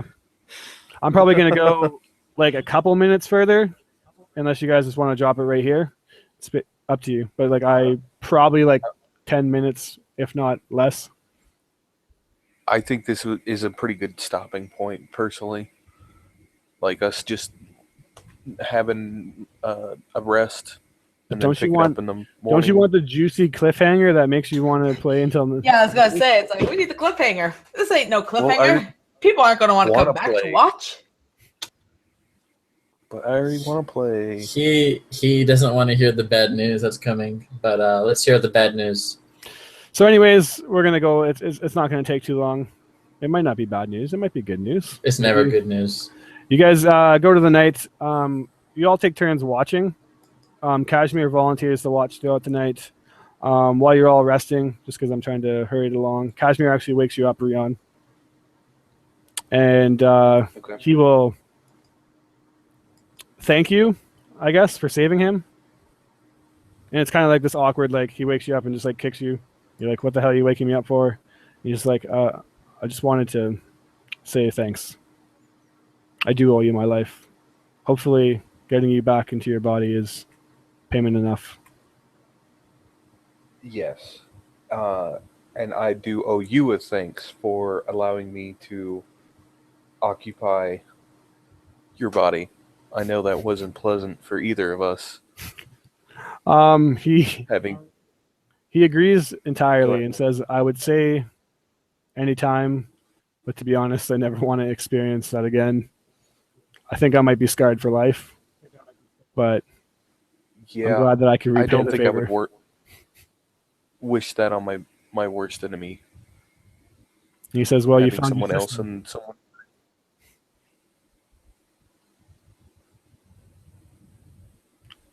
And then he says, What do you so say? he said, it seems like you found your sister. Oh, okay. And then he says he's happy for you if you don't say anything back. Hopefully we can.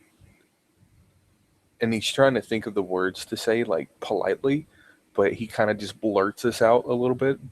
Hopefully we can save yours. Yeah. And he kind of looks and says, yes, hopefully we can. Sorry to wake you, but I'll finish the watch. See you in the morning.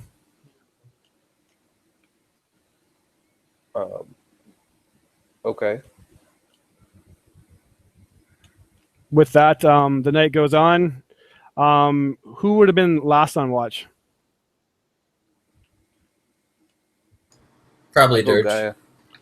Dirge. Yeah. Go.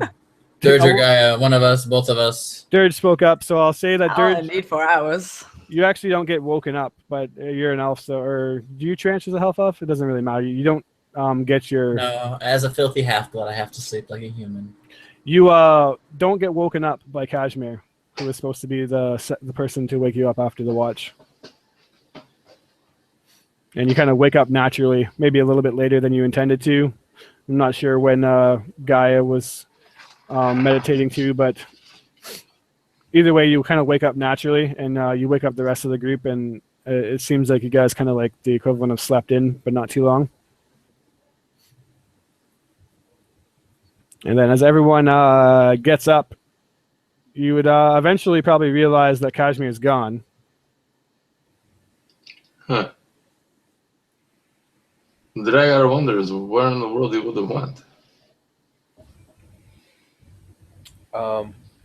I'm pretty sure I know, and it's probably best that we don't try to find him. then- No, I didn't understand it. With that, Ishmark would say, well, I guess it's time to go hunt this Ooga Booga. Wacky tacky? Something like that. Oh, I completely forgot to introduce Ishmark. I'm sorry, Ishmark. He kind My of showed up bad. out of nowhere. He somehow avoided all the chores and everything. but no, he was with you guys, just kind of in the back. As you guys, unless you have anything else to do, the abbot greets you at the courtyard with a couple of his mongrel folk friends, family. He offers you guys a vial, saying farewell. He hands it to whoever has it open. He probably liked Gaia the most. Is this the vial that guy saw the tear go into? No, this has a more kind of sparkly liquid in it, and it's full. Okay. What is this? He says it's a Or what you- potion of superior healing, Ah. and it's in a crystal electrum flask, so it's pretty shiny and glittery. He says, Thank Electro. you. What's that? yeah. And with that, he says, good luck. Thank you. And I all the think I would formalities. give him a hug before going. Just he's happy to see someone of same faith and whatnot, and she's very grateful for the help that he's giving. So He gives you the cool guy one-arm hug. awesome. And unless you guys have anything left to do at the Abbey, you're going to start descending down the hill. Yeah. Yep. As you descend down... Did my sister come with? Can we, yeah. Go ahead. can we, before we on our way? Oh, sorry, let Rion finish. That was my fault. Well, no, that was it. He answered my question. I was just gonna say, while we were heading down the hill, Dragar would look back to the abbot and yell, "Dragar Wonders, what's this broad's name again?" Damn, I was hoping you guys would remember, but he tells you Baba Lasaga. That was close. I'll type it in the chat. See, that's the name. That Rion tells his sister.